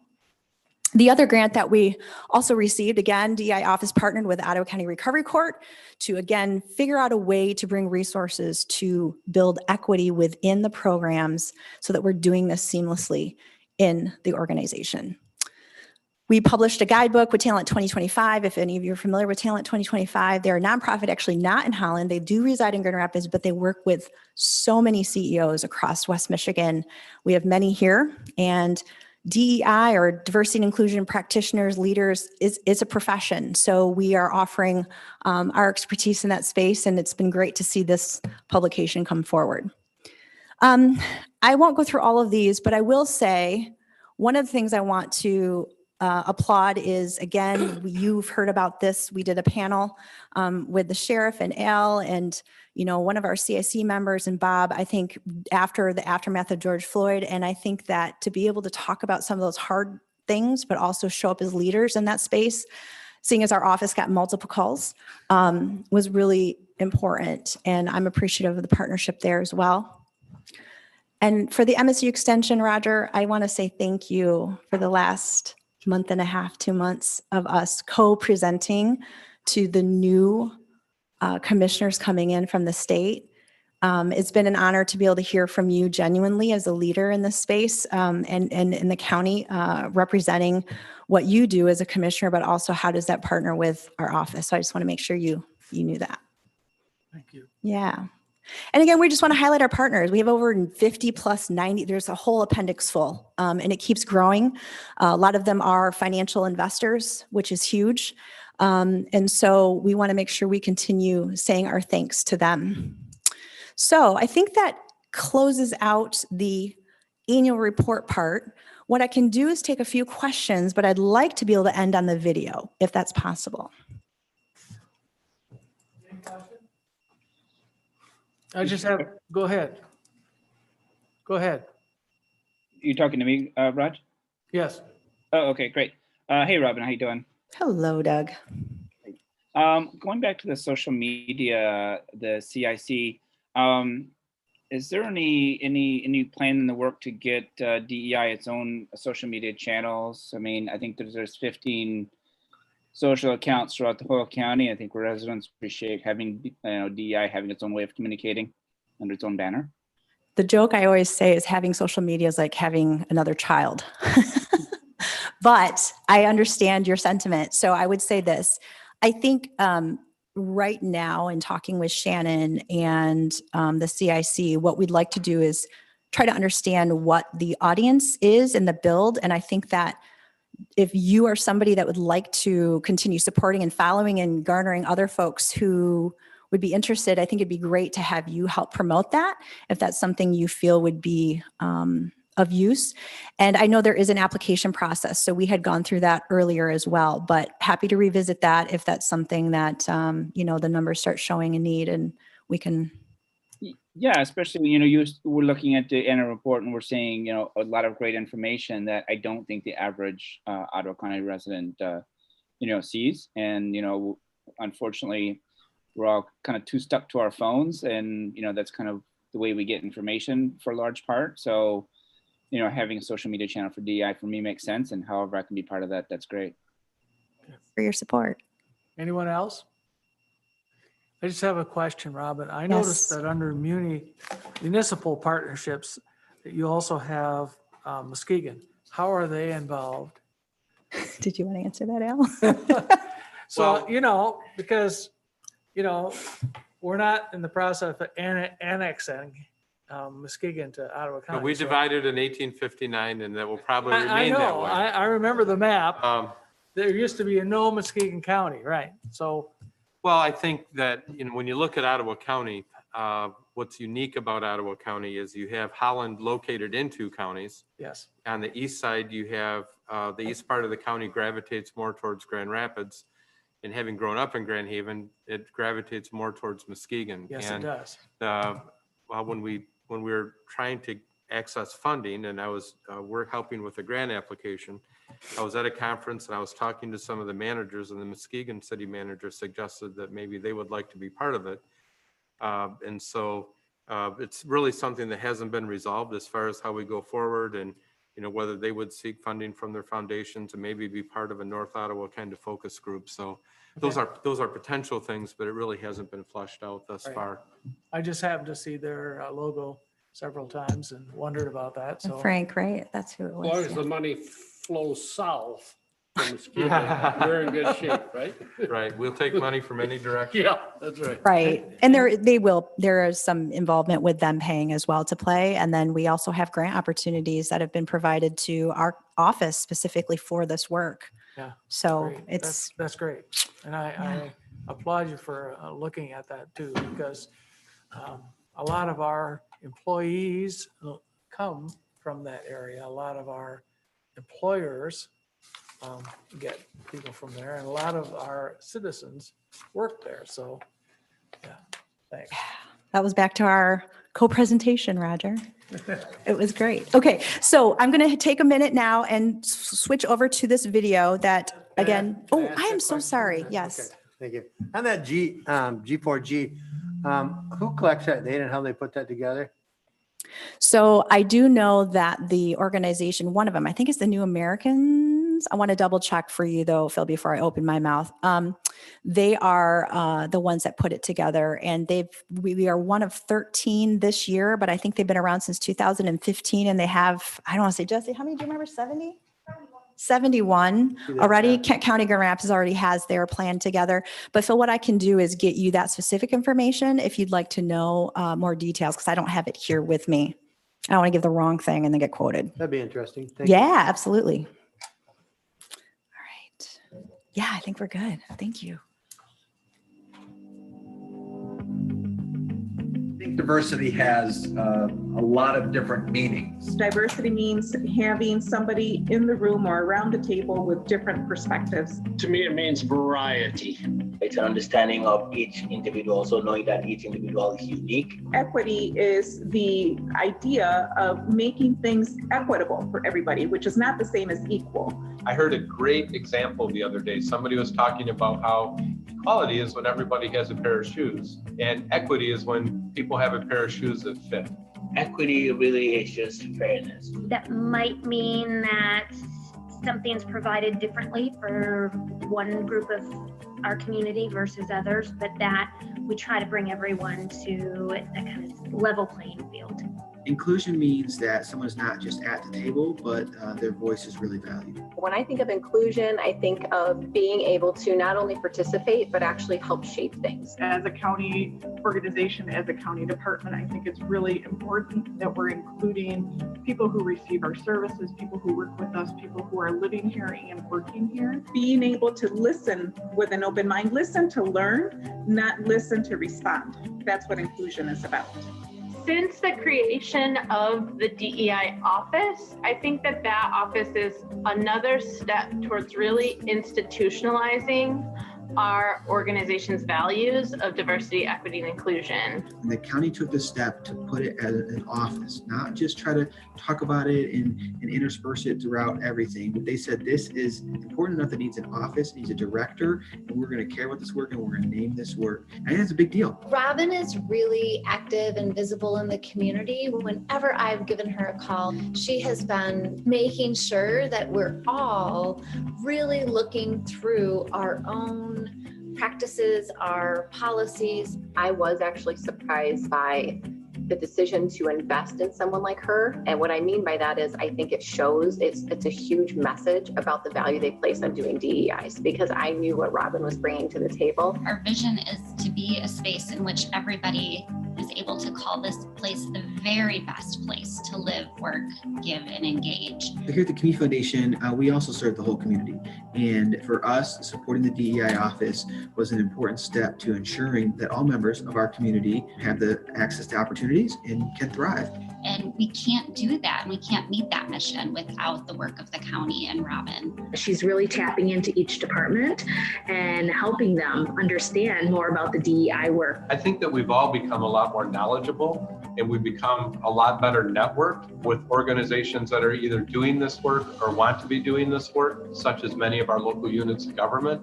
And so I think the office and Robin in particular have been a key driving force to getting this to a point where we can take better action. Between 2019 and 2020, the DEI office started making this work a reality. The Cultural Intelligence Committee, a 15-member employee-led team, carries out cultural intelligence as part of the 4 Cs initiatives of Ottawa County. The CIC moved under DEI after the office's implementation, and together they build strategies around creating a culturally diverse environment where all feel welcomed.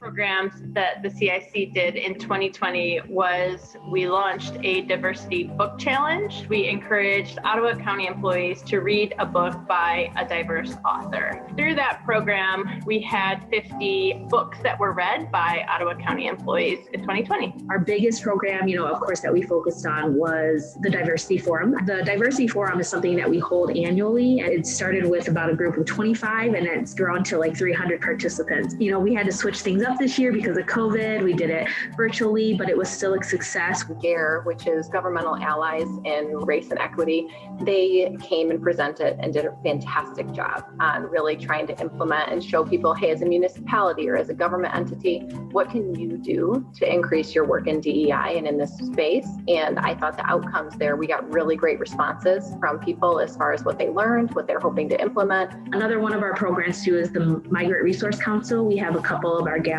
that represent from CIC. We're making sure that the seasonal workers have what they need and we provide any support that we can. We're working on building relationships and building connections to diverse groups in the community to make Ottawa County a more inclusive place to work. As part of creating an inclusive work environment, the DEI office is also tasked with creating a DEI strategic plan. In 2020, we formed a DEI work group to assist the office with the completion of this work. A lot of work and thought went into that. And it was a really thorough assessment of looking at what each department is doing with our documents. What are we doing with how we're getting information out to the community? How do we get information from the community to, incorporate into what we're doing? As I started digging through all of the different court policies and working with my leadership team on that to review them, it became apparent pretty quickly there are a lot of places we can improve.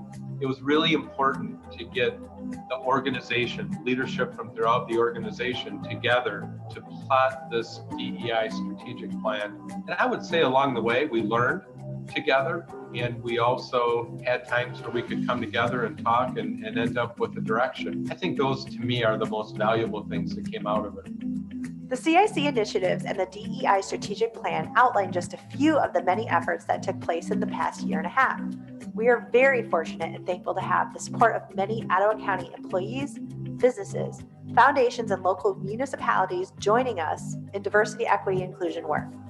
This is only the beginning of our journey, and there is so much to look forward to in the years ahead. Together, we will continue making Ottawa County a place where you belong.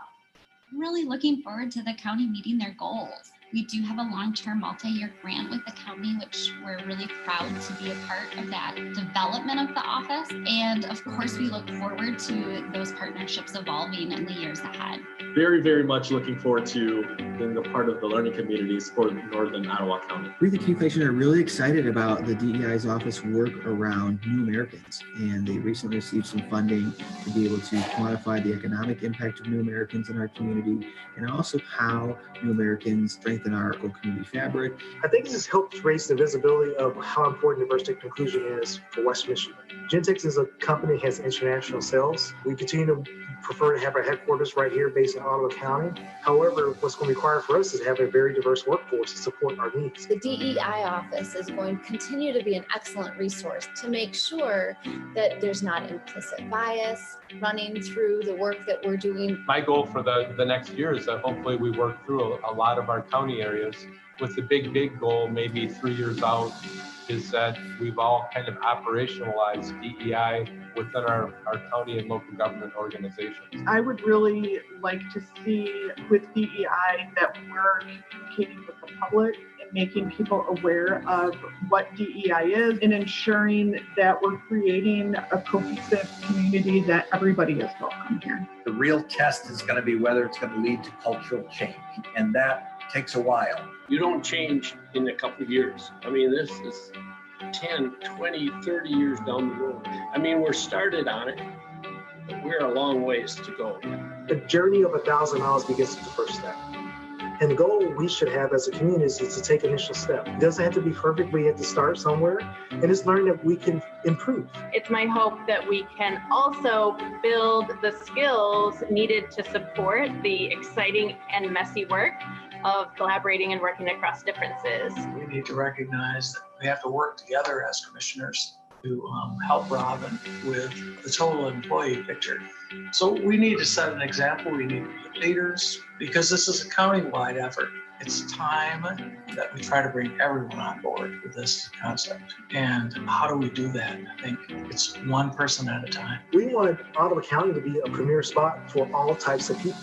So that's really what I expect the DI office is to be able to shed light on where people do not fit the norm. How do we look to those people who don't fit the norm? Are we inclusive? Do they feel like they belong? There are a number of people who were looking for a place to apply for jobs for, who saw Where You Belong. That drew them into our myottawa.org website. And they actually made decisions to apply for jobs, and we actually hired them and brought on some good talent simply because they saw that Where You Belong. That's the phrase, that's one of the things that caught my attention and just drew me closer to working for Ottawa County. In order to be where you belong as a county organization, we need to make sure that we're incorporating DEI into what we do. This is why I love the work that the DEI office is doing, because you get to see it in every single article that you read or anything like that. You can really see the heart behind every single decision that's being put forward. Everyone should belong here, and that we want people here who don't necessarily feel like the Ottawa County of 20 years ago would have been where they belong, and that we really valued having all these people not just here and living here, but leading. Knowing that you belong here in Ottawa County and that each of your jurisdictions believe that as well and want to see you here. I think there's a word of thanks that needs to be passed on to the County Board of Commissioners. And having the vision or the wisdom to see that this is important for our community. Way to go, Ottawa County, for making sure that we are, being a diverse, equitable, and inclusive place. And, in order to do that, you have to have somebody who's leading that cause. When you have commissioners that want to be involved and they say, let me know how I can help, that speaks value, and then that also just kind of shows, the leadership that we have in Ottawa County, that they do want to make it a place where everybody belongs. Every person in the county. How do we set aside our biases and learn all we can about the good points of everyone around us? That is the beginning of that welcoming process. How do we welcome everyone? That's our goal. We need to be able to make Ottawa County a welcoming, and it starts with me. Belonging starts with me. Belonging starts with me. Belonging starts with me. Belonging starts with me. Belonging starts with me. Belonging starts with me. เสิร์ชให้มาอยู่เป็นของเท่านี้มันเริ่มต้นกับขาหน่อย Pertenecer empieza contigo. La appartenance commence avec moi. Ottawa County, where you belong. El condado de Ottawa, donde usted pertenece. Ottawa County, là où vous appartenez. Where you belong. Where you belong. Ottawa County, where you belong.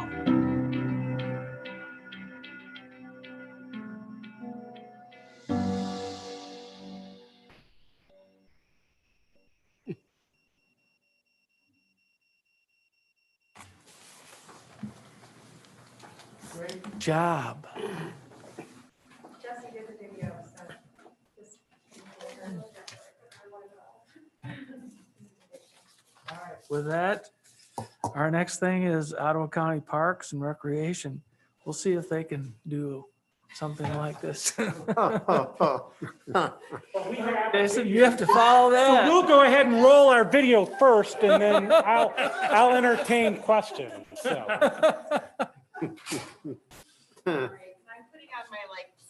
Attire here. There she I'll be is. sharing the video. So, turn off my Background, Jessica. Thank you. Isn't it beautiful here? Yeah, yeah. Looks like you're in the woods.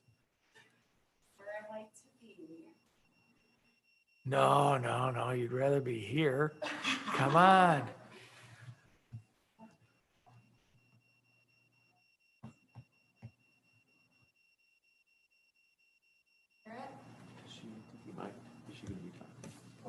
Because we obviously can't hear her on the. What's that?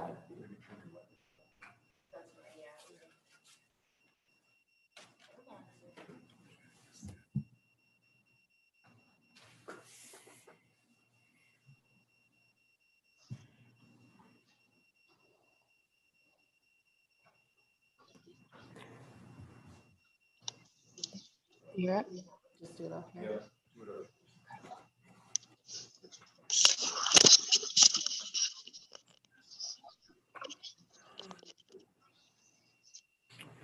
Sherry, I might have to have you share it. And COVID has changed our lives in so many ways.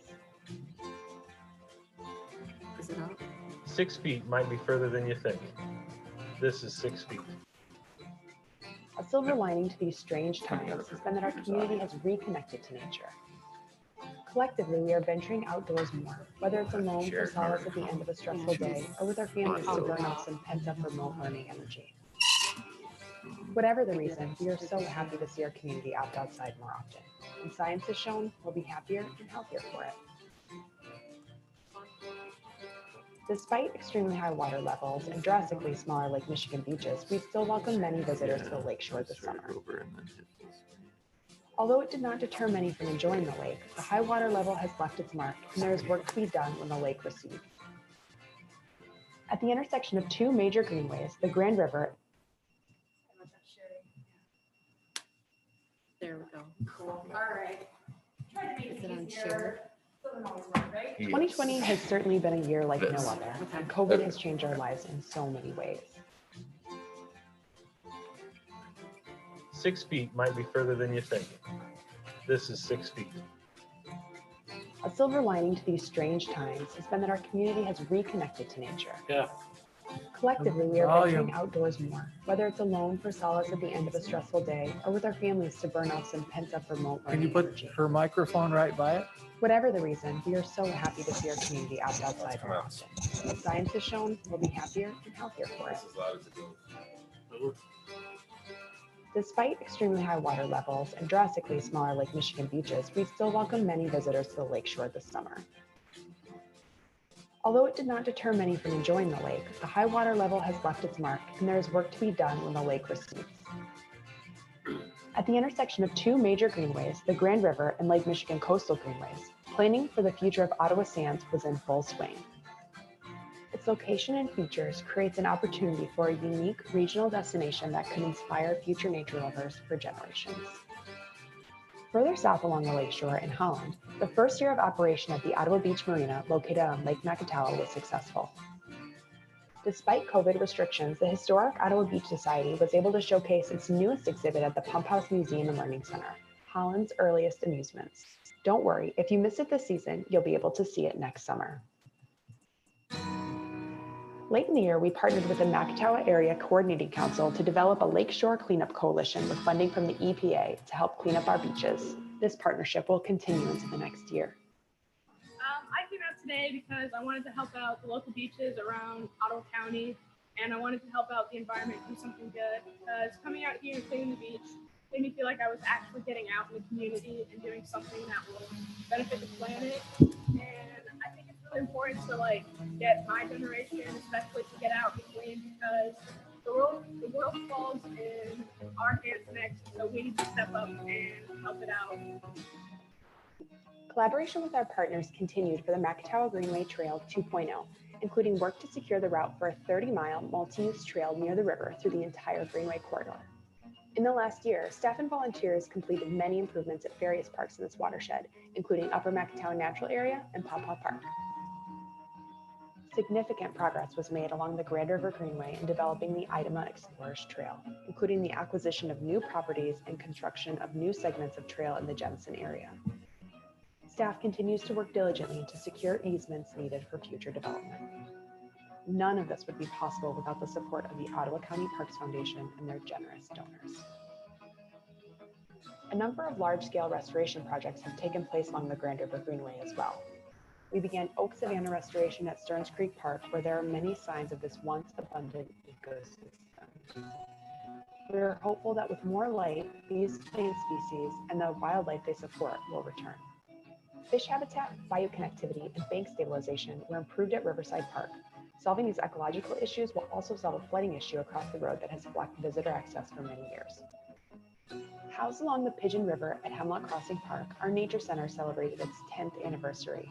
We weren't able to gather for a large party as planned, but we are proud to adapt to new COVID restrictions and to still provide nature programs to people of all ages, both in person and online. Many smaller scale projects were completed throughout the year, from repaving parking lots to removing invasive plants.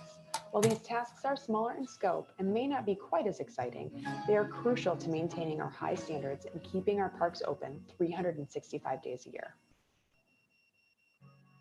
A difficult moment this year was saying goodbye to former Parks Commission President and Ottawa County Parks Foundation board member, David Vangenhoven, who lost a battle with cancer in June. His leadership, integrity, and love of the outdoors is widely known. We were incredibly lucky to have his enthusiastic support over the years. He will be missed by so many. We look forward to 2021, confident in our ability to adapt in order to improve the health and happiness of our community, and ready to introduce more adults and children to the beauty and necessity of nature.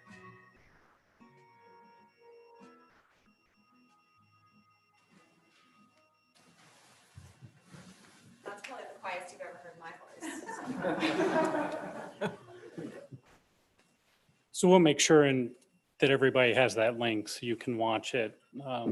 It's also up on our YouTube channel. Hello, So I'm Curtis Dykstra, Parks Naturalist with Ottawa County Parks. that must be the next. Those of you who know me know that birding is one of my favorite activities. Whether So you're one of the just things merely that we've interested done in is birds, we've started or online programs. new to birding, So, or even have Curtis decades is of our experience as a resident birder, there's a naturalist, resource right? I'd like to introduce you to. It's a book called The Birds of Ottawa County, Michigan. And we have our Coffee with the Birds program, which is a staple. And those are all done now virtually online. So we've aired two of those. This most recent one was this past Saturday, and they're all on the YouTube channel. So check them out. But just a few things. It is as we talk about the year 2020 and what a year it was.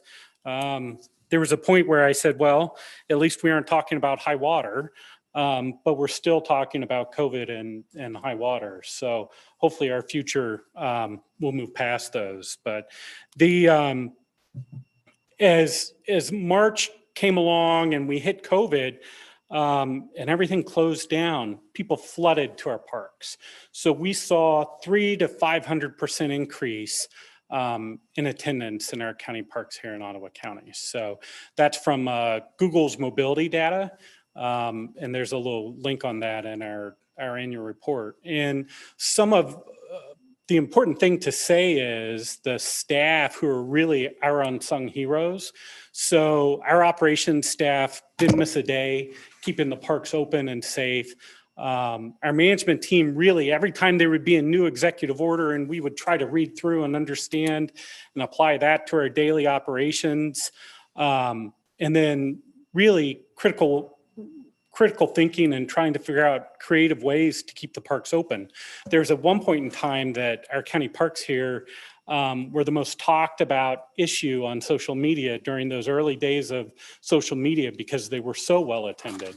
And some of the solutions were obviously the video and the signage, but also we implemented one-way trails. We reduced some of our parking at our most visited parks because the last thing we wanted to be able to do was, was to have to close those. So just a special thanks to all of our staff, our administrative staff. Every week that would roll around, we would call and cancel reservations for people who had graduation parties or weddings. And we're still juggling that to this day. And hopefully soon we'll be able to open those facilities back up for the community to utilize. So lots of credit to all the staff and the creative work that they've done. And also David's passing really was difficult. It's tough with COVID to share that and celebrate his life. And then the one that we didn't mention in there, Peter Secchia, one of our campaign chairs from our Greenway campaign, we lost this year as well. So lots of challenges, lots of successes this year. We completed 2 sections of trail, one by GVSU and then one over in Georgetown Township, working on the Greenway Trail, as well as several acquisitions there in Georgetown and the Bend area. So I'm happy to answer any questions. And I know some of our staff are on the call. Jessica's here with us today. So thank you to all of them. Any questions online? We'll take online first. Anybody? If not, anybody here? Mr. Danberg. Last year, I got my kids all a pass, a car pass to go Yes, to all your parks. What's the best way of doing that again? Into the office, or do I need an appointment to do that? What's the best policy? You can purchase them online. Okay, Yep. thank you. Yep, and we'll mail them out. Okay. That was something new we did this year. So trying to get them out ahead of time and start selling them online. Jason, just a comment about Ottawa Sands.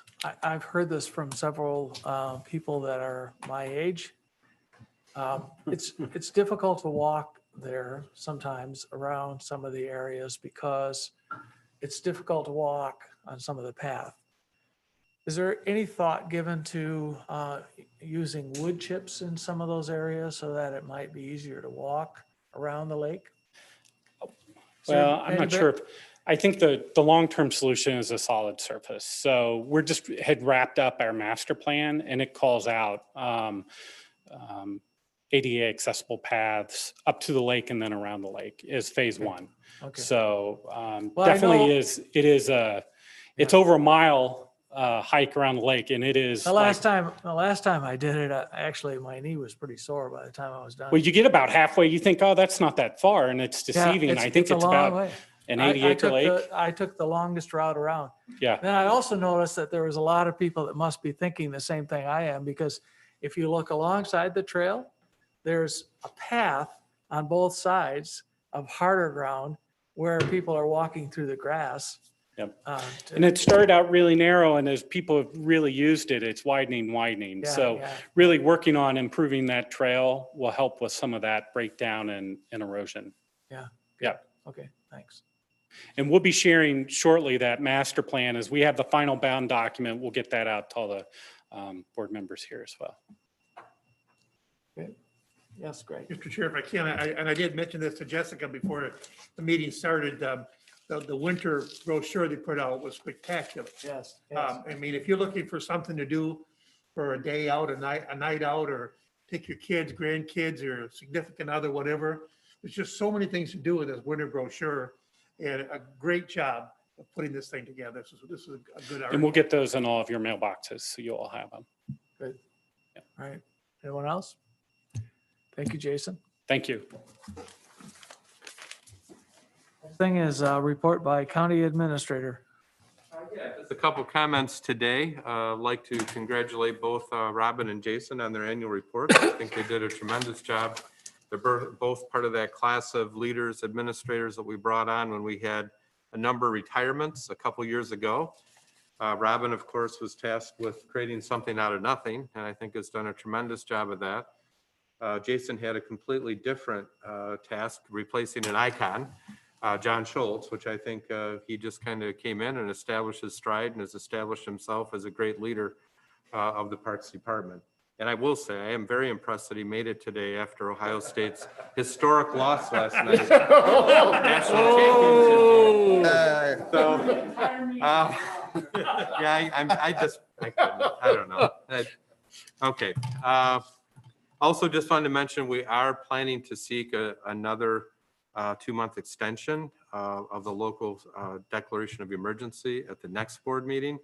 Again, this does not impact any local business in the least or individual. It basically allows our county organization to take the steps that we believe necessary, which I then report. You'll note that there's 4 administrative rules reported out on today's agenda, and it allows us to be nimble and face the challenges as quick as we can.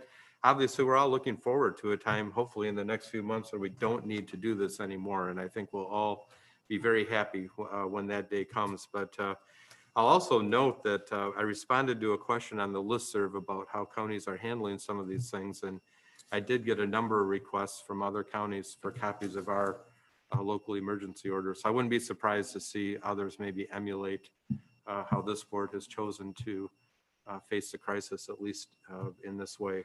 So we do plan to do that in a couple of weeks.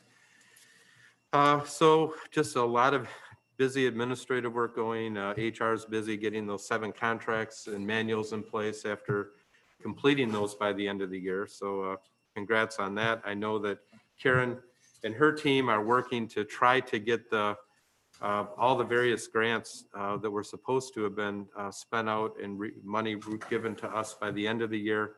Some of that is still on the way, and I know they've been busy working on that. Robin did introduce Jessica Harris. Jessica is an intern with us. She's in her first year in the Grand Valley MPA program, and just had a lot of extra talents. One of her undergrads was in video work and production, and did a great job with that. And then she also taught elementary school in the Muskegon Heights public school system for a couple of years. So it's brought a great level of talent to the administrator's office and also to Robin's group as well. I think that is it for today. Okay, Al, my only question is, when we pass that emergency management thing, I can't emphasize enough that it gets communicated that we are not the one that shut the restaurants down. That's strictly the governor's job herself. So whenever we do that, I end up getting a couple phone calls, emails saying, why are you closing all of our businesses down? And then I have to explain that. So I really would like a good upfront when it goes out. Okay, very good. Good. Anyone else? All right. All right, next thing on the agenda is general information, comments, and meetings attended. Anyone? If not, public comment.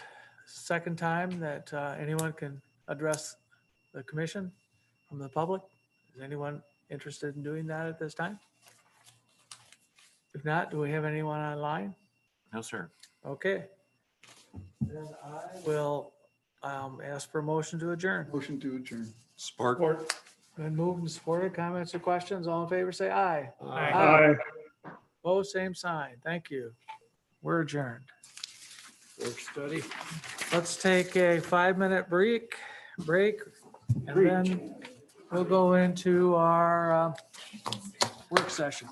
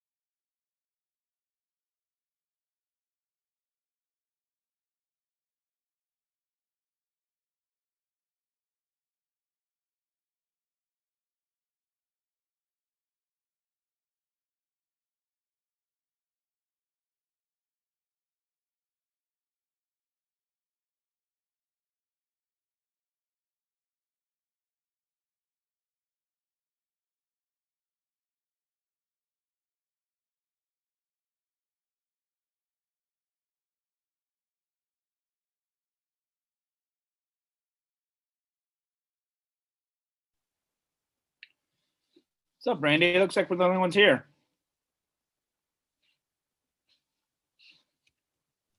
They were all just there, and then they moved on. They flew the coop on us. But they didn't go in that room in the corner because I didn't see anybody go in there. Huh.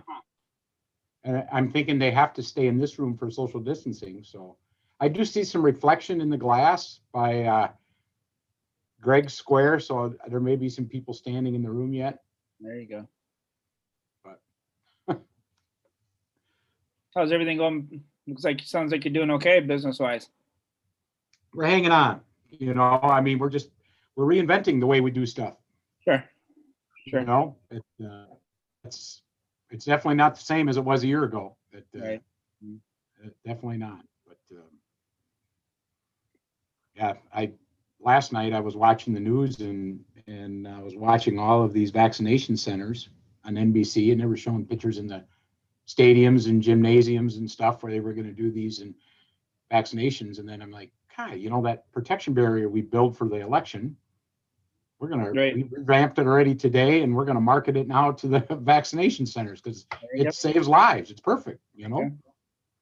Yeah. Yeah, at the rate we're going, being used for a while. Hopefully, we get that cut down from 5 years to 6 months. But we'll see. When I heard that, I'm like, you got to be kidding me. And well, I think what the administration came out with today was, I think, is a smart idea. I mean, you can't hold everything back. Right. You can't ship everything out either. It's a little bit of both. So hopefully they get that right, and the new administration kind of follows up and says, okay, instead of holding back 100%, we'll hold back 50 or whatever the magic number turns out to be. Right. I was glad to hear Lisa say that we applied for 7,000. I misunderstood her in the beginning. I thought we were only asking for 975 vaccines. Yeah, I didn't. We're sure we got to have more people than that want a vaccination. But yeah, I was glad to hear that we have the National Guard. I mean, we may lose them on the 20th to Lansing, but I was reading that they may be sent to Lansing. But and you know, they probably should just, I mean, to be proactive and stop it. You know, I mean, I hope so. I hope they do. But I don't want to see anything but go crazy. Roger, can you hear us? Roger? I take it they can't hear us.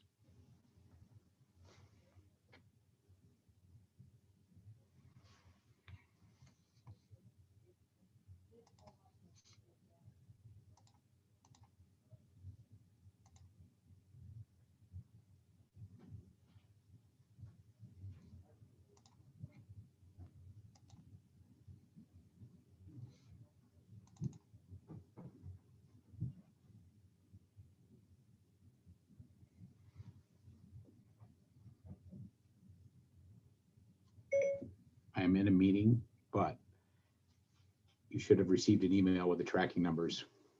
The order left today.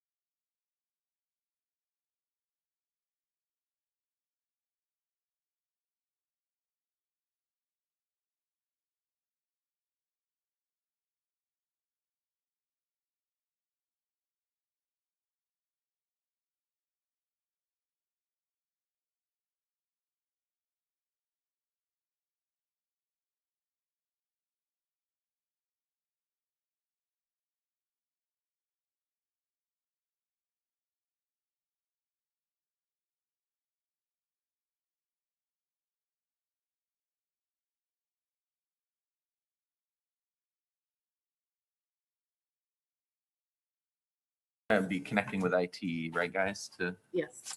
handle these in the future. Okay, Excellent. we're ready? Okay. All right, I'd like to call to order the Board of Commissioners meeting. We're good? Yep. Okay, all right. Justin, would you call the roll, please? Yes, sir. Mr. Garcia. I think he had to leave. He is Oh, he's still on. On, but he's muted. Come back 1 second. Mr. Bauman. Here. Mr. Zylstra. Mr. Zylstra. All right, here. Okay. Mr. Dannenberg. Here. Mr. Meppelink. Here. Mr. Terpstra.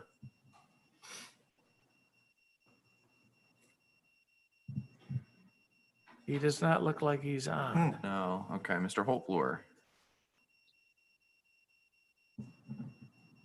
Also not. And it doesn't look currently like he's on. Mr. DeYoung. Yes. Mr. Kyers. Here. Mr. Bergman. Here. And Mr. Fensky. Here.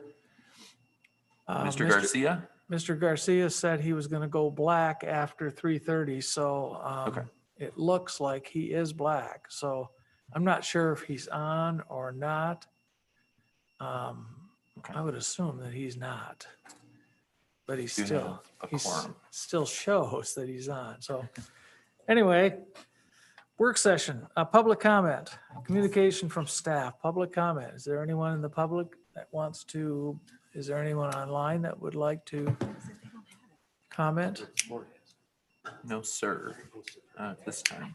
All right, work session item, DEI Strategic Plan Report Presentation.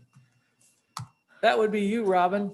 Kind of. So I am just going to introduce to you Paul Doyle, who is the founder and CEO of Inclusive Performance Strategies, as well as Danielle Veldman, senior consultant of the same organization.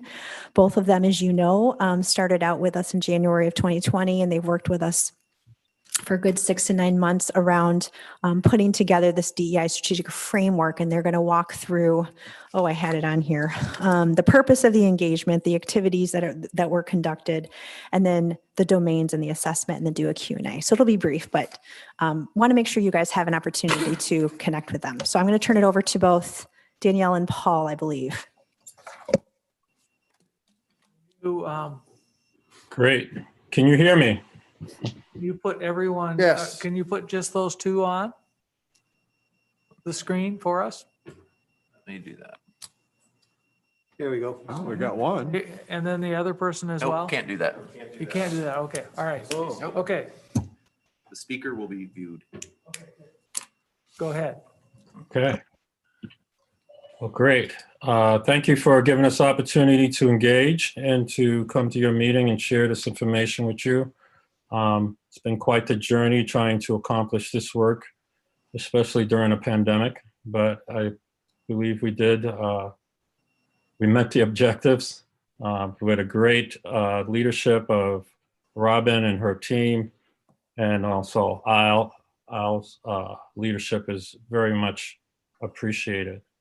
And with that, I mean, when I be, as my coach used to tell me, speak up, be brief, and be gone. But we would love to get to a point to where we can actually have some questions and some dialogue with all of you. And if somebody could just make sure that you could see my slide, that would be great. Yes, we can. Okay, appreciate that. So with that, and to get started, a little bit about ourselves, of who we are, IPS. Definitely a firm that's been here locally for over 14 years, based here in Grand Rapids. Our key focus of our work is enhancing performance, organizational performance through inclusion. We are working here locally, regionally, nationally, and now we're also globally with the work that we do. And our clientele is pretty diverse across sectors. We, in regards to our clientele, just to give you some idea of the cross-sectoral work that we're doing, when you see this list of whether it's healthcare, manufacturers, municipalities, higher ed, universities, K through 12. It's really given us the opportunity of understanding how this all feeds into enhancing inclusive growth within communities and the ability for communities to meet their vision of providing a landscape for quality care for all, quality life for all within their communities. Our objectives today is really basically to understand the purpose, as Robin said, of the assessment, understand the DEI framework that we're working through to accomplish that, and just give you some overall findings from the assessment and open up for discussion. You should or will be receiving the report for you to review. We're setting this up for you to help guide you through that, but hopefully you'll have the ability and the time to review and look through the report to provide more insight for you.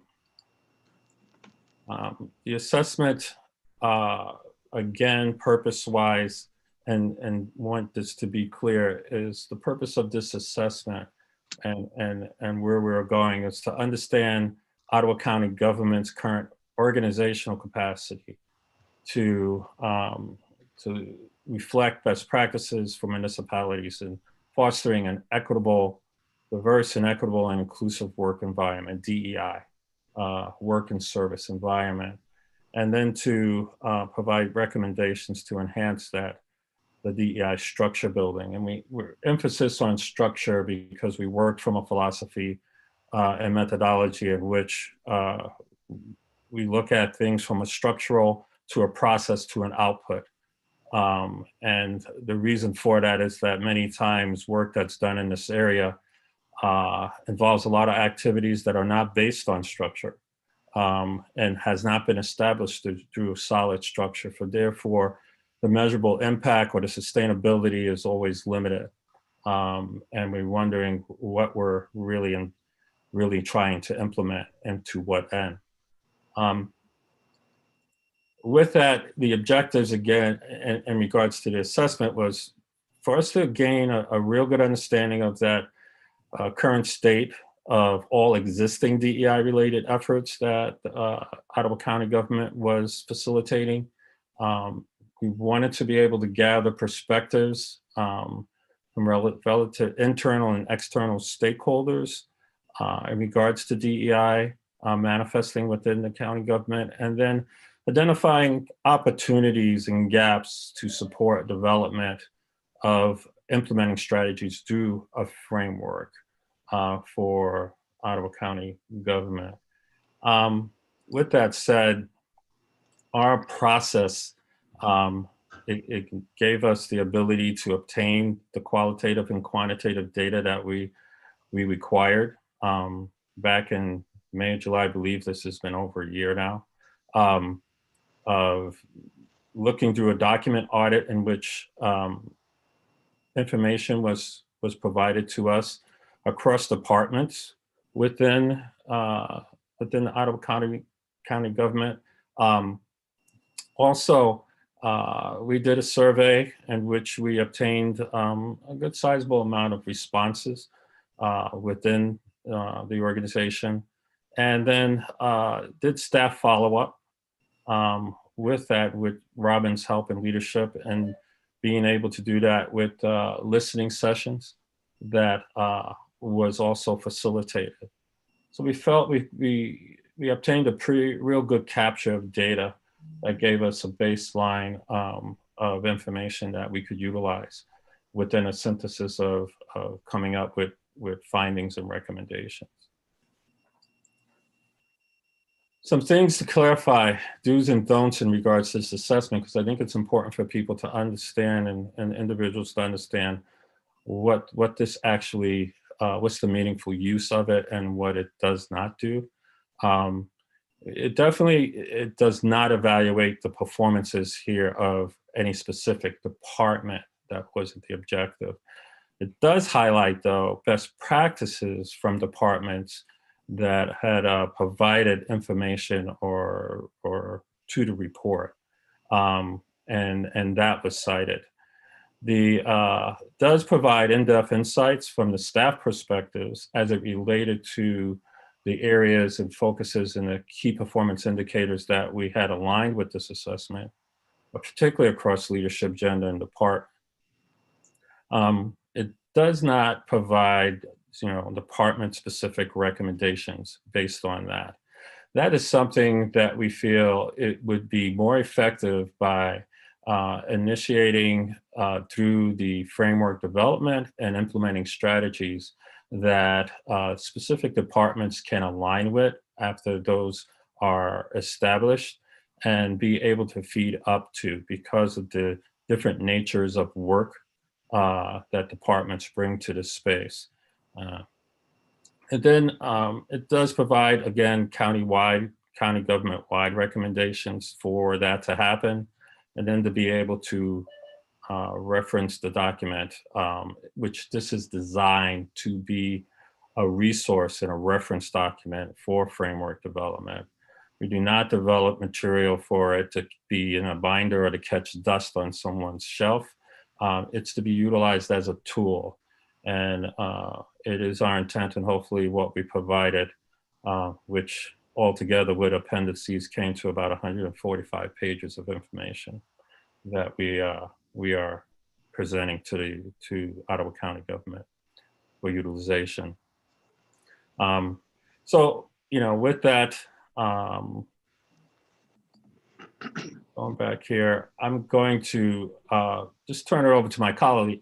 Hopefully, Danielle has audio capability. She had some technical difficulties here before we came back into session. So I want to turn it over to her right now, and then we're going to, get into findings and providing some feedback there. Hi, can you all hear me okay? Yes. Yes. Wonderful.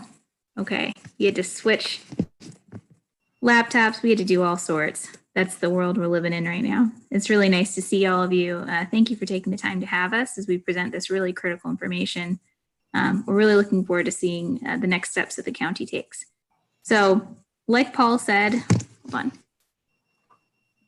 you all still hear me? Mm-hmm. Yes. Those headphones are not in my head too much. As Paul mentioned, this assessment is really designed to help you move forward in framework development. And one of our recommendations in that is that you continue to use the domains that we've structured the assessment around.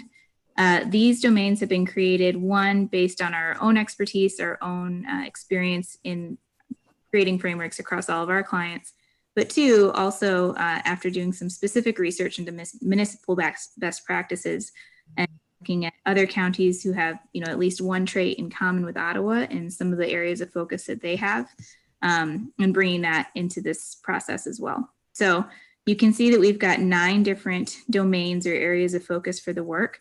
Each of the domains has its own set of key performance indicators that we used within the assessment process, but we at least wanted to give you a high-level overview of the purpose of each focus area in today's presentation. So workforce is all about how you can recruit and retain a culturally and racially diverse workforce that can support representing the community that you're serving and serving your community effectively. Procurement and contracting is specifically about what the county is doing in support of working with women and minority-owned business enterprises. Planning of services and evaluation of services are very similar, but the reason we have them separated out is because we know that you do have a performance improvement department that can do some specific things around evaluation. So there's an opportunity to go in a little bit of a different direction in that domain. But both of those areas are really all about how are we being inclusive in our planning and monitoring practices so that consumer perspectives are taken into account, so that the perspectives of all level of staff, not just high level leadership, is taken into account. And so the services are really reflecting the diverse needs of the community that's being served. Policy development, Paul talked a lot about structure development and how a lot of our KPIs are structural. A lot of that begins with policy. So taking a look at how is policy created, how is it reviewed, And are we putting an intentional equity and inclusion lens on that policy development process? Budgeting. So this is looking specifically at how is DEI work being resourced at the county level and within departments. But then also, how are we making sure that service initiatives that impact varying groups of residents are being sufficiently resourced so that services that may benefit equity initiatives among certain populations have the resources that they need, in addition to just DEI specific departmental expenditures. Community engagement. This is all to do with how are we doing outreach with the community? How are we engaging them in our government process? Civic engagement is really critical. I'm sure as civic servants, you all agree with that. And so this is really looking at what are the different ways that we can get residents engaged with us, both in some of the more traditional civic engagement processes, as well as some more informal ways that they can get involved with the different departments as appropriate, give some feedback, and see that their voices are making a difference in the quality and type of services being provided. And then last, inclusive culture building. Workforce, we're looking pretty specifically at how we're diversifying our workforce, but inclusive culture building is about that internal culture at Ottawa County for everyone. How does everyone make sure that this is a place where they can bring their full selves, they can bring all of their diversity of perspectives and experiences and feel really valued in the work that they do? And they know that Ottawa County is truly a place where they belong and a place where they can thrive in their careers. So our deliverables structured around this domain setup, and you'll see that the primary report, we tried to keep this pretty manageable. Paul mentioned 145 pages. The main report is actually about 18, and it's pretty visual. We got some charts in there. So we're hoping that that is something that is widely referenced by anyone who's interested in knowing where the county is going to head in terms of DEI. In it, we've got summaries for each domain that explain at a high level IPS's perspective on Ottawa County's work in each of those domains. And then we also have specific recommendations that are tied to every key performance indicator. So in total, across all 9 domains, we've got 31 recommendations. And part of the work the county has moving forward is to go through those, prioritize them, decide what they want to move forward with first, that kind of thing. The appendices are really for the folks that are going to be taking this work and moving it forward. So we've got the methodology. If you're interested in how we came up with all the information we came up with, that's a really good section to read through to understand our process. The document audit findings give a pretty comprehensive account of who contributed what. So if other departments are interested in what another department contributed and they're maybe looking for some internal best practices, they can adapt. That's a really good place to start. The survey and listening session findings are all about staff perspective. So staff perspective on their own experience, what is it like to work at the county, as well as their perspective on where do they think the county should be heading as it relates to DEI. So we've got survey charts in there. We've got a lot of staff quotes, and we were really happy to be able to bring up their perspectives. And we're hoping that really gets taken into account when it comes to strategizing and how to move forward on those recommendations. You've got a really bright and engaged staff, and their views can be a real asset to the work. The methodology inquiry, that's just if you're curious which questions we asked, which groups, we've got them all listed out there. We're very transparent in our work, so you can see exactly where all the responses are coming from. And then the final appendix is also going to be particularly relevant for departments to be taking a look at.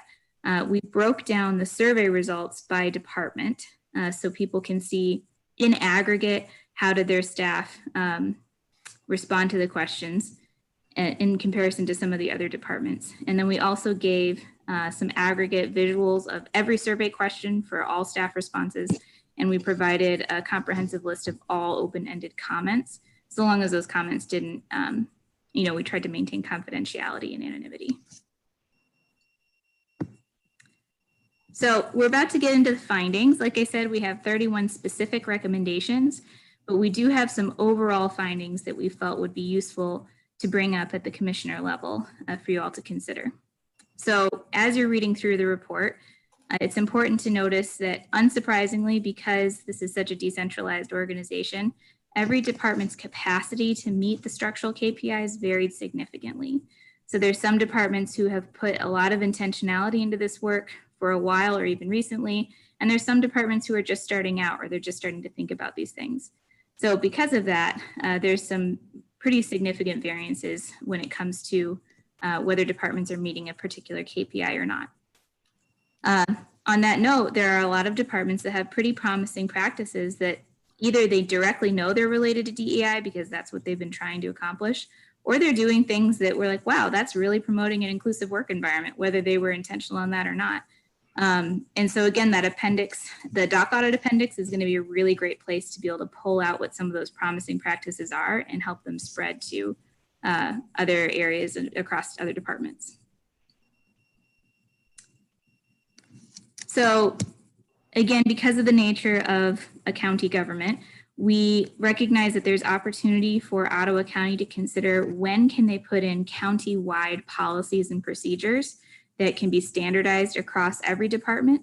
And then when is it potentially more appropriate to provide guidelines where every department is going to be able to adapt that practice to fit their own needs and the flavor of their department.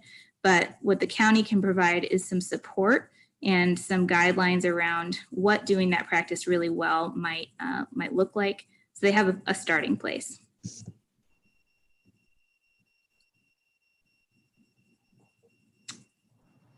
So something that became really clear in the survey is that the intention and the desire of the municipality to be a place that is diverse and equitable and inclusive and a place where everyone belongs, that was really evident and appreciated by a lot of staff.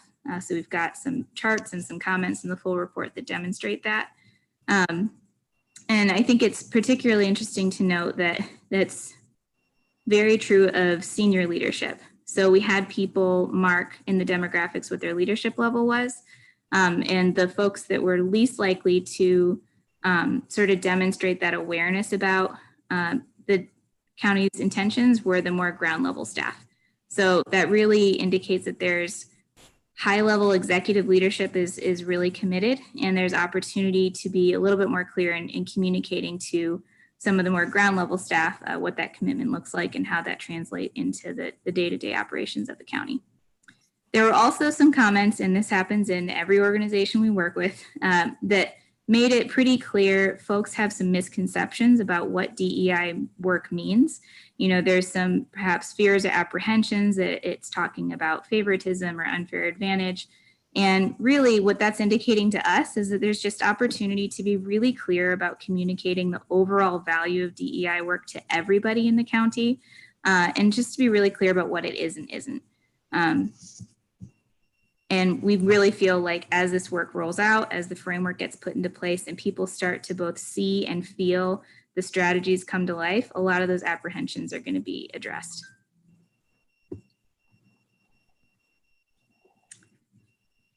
So finally, kind of to that point, we know that enhancing, getting really clear on the value proposition of DEI for the whole county is going to be key to being able to grow in this area. If we don't have a really strong foundation about the change we're hoping to see and the benefit that we expect to see, then people are going to get fatigued and lose interest in the work.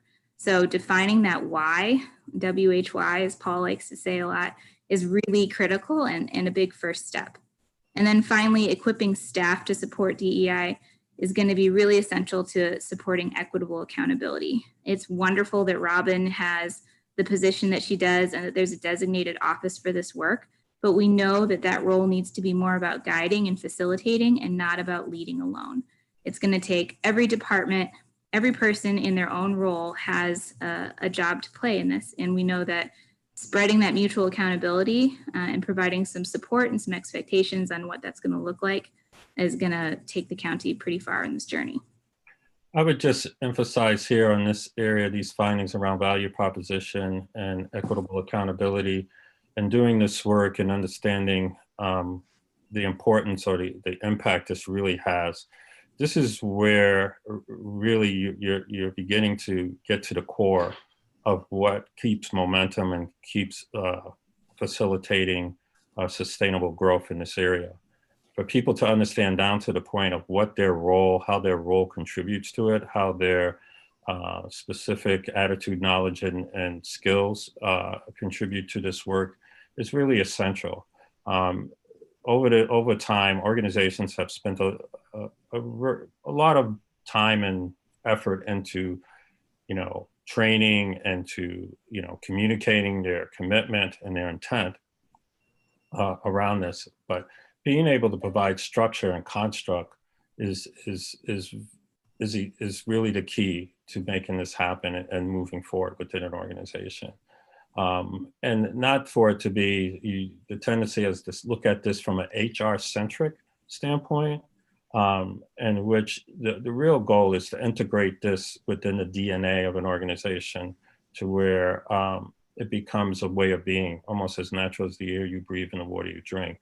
And not that something you just use as a response to or you react to, but it's just something that you are as an organization.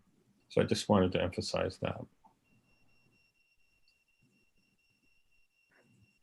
So again, our overall recommendation that we've already been in conversation with Al and Robin about is that this is used as a working tool to create that strategic framework. You can directly lift the domains that we've set up and even the key performance indicators.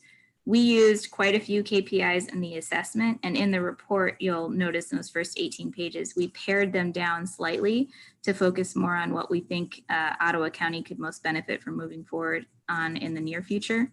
So you've got your KPIs set up. The strategic framework is so close. What it's going to take is really getting a cross-departmental work group pulled together, which we've been talking to Al about, deciding how to prioritize those KPIs, what specific strategies are going to look like, what's going to be a countywide policy versus a guideline, and how can departments plug their own work in. So even as the county's doing that, we also want to encourage departmental leads to review the report and see the appendix and get a handle on their own staff's perspectives so they can start to have some of those internal departmental conversations on where they're going to take this. And we kept it pretty brief because we're hoping that there's some questions and that we can get into a dialogue about what this looks like for the county.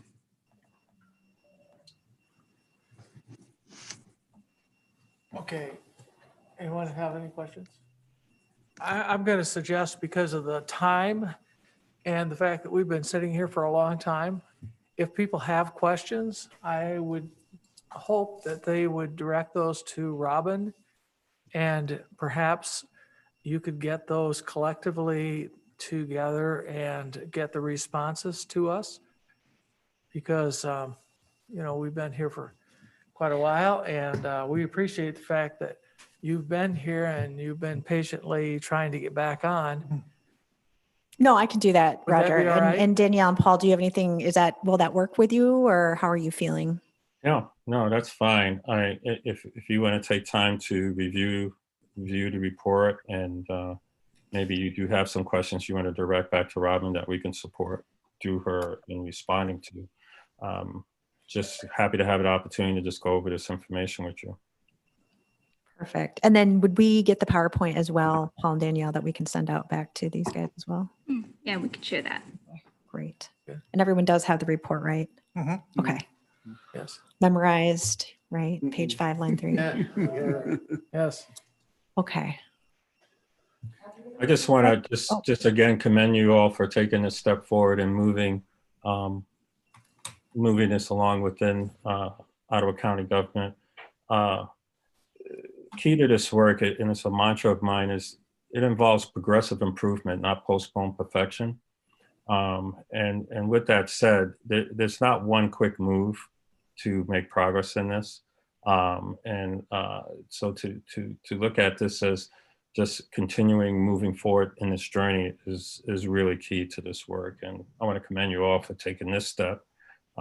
We're working with other municipalities and here locally and nationally. And this is a big move for a county to take. So kudos to all of you. And Paul and Danielle, we appreciate the fact that you have shared with us your thoughts and worked with Robin. And so thank you very much for that. You're welcome. Thank you. Do you have anything to share, Al?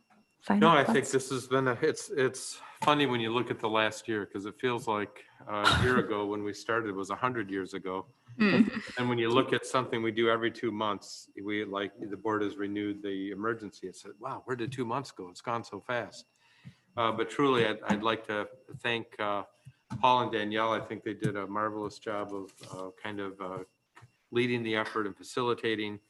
And also Robin, I think, and all of our department heads and other employees that helped with this process. So it is a significant thing to complete, but it's also the beginning of what comes next. Yeah. And so I'd just like to thank everyone for helping us get to this point. Absolutely. Yes. Thank you, Paul and Danielle, very much. It's good to see you. And we will stay in touch as well as this continues to grow.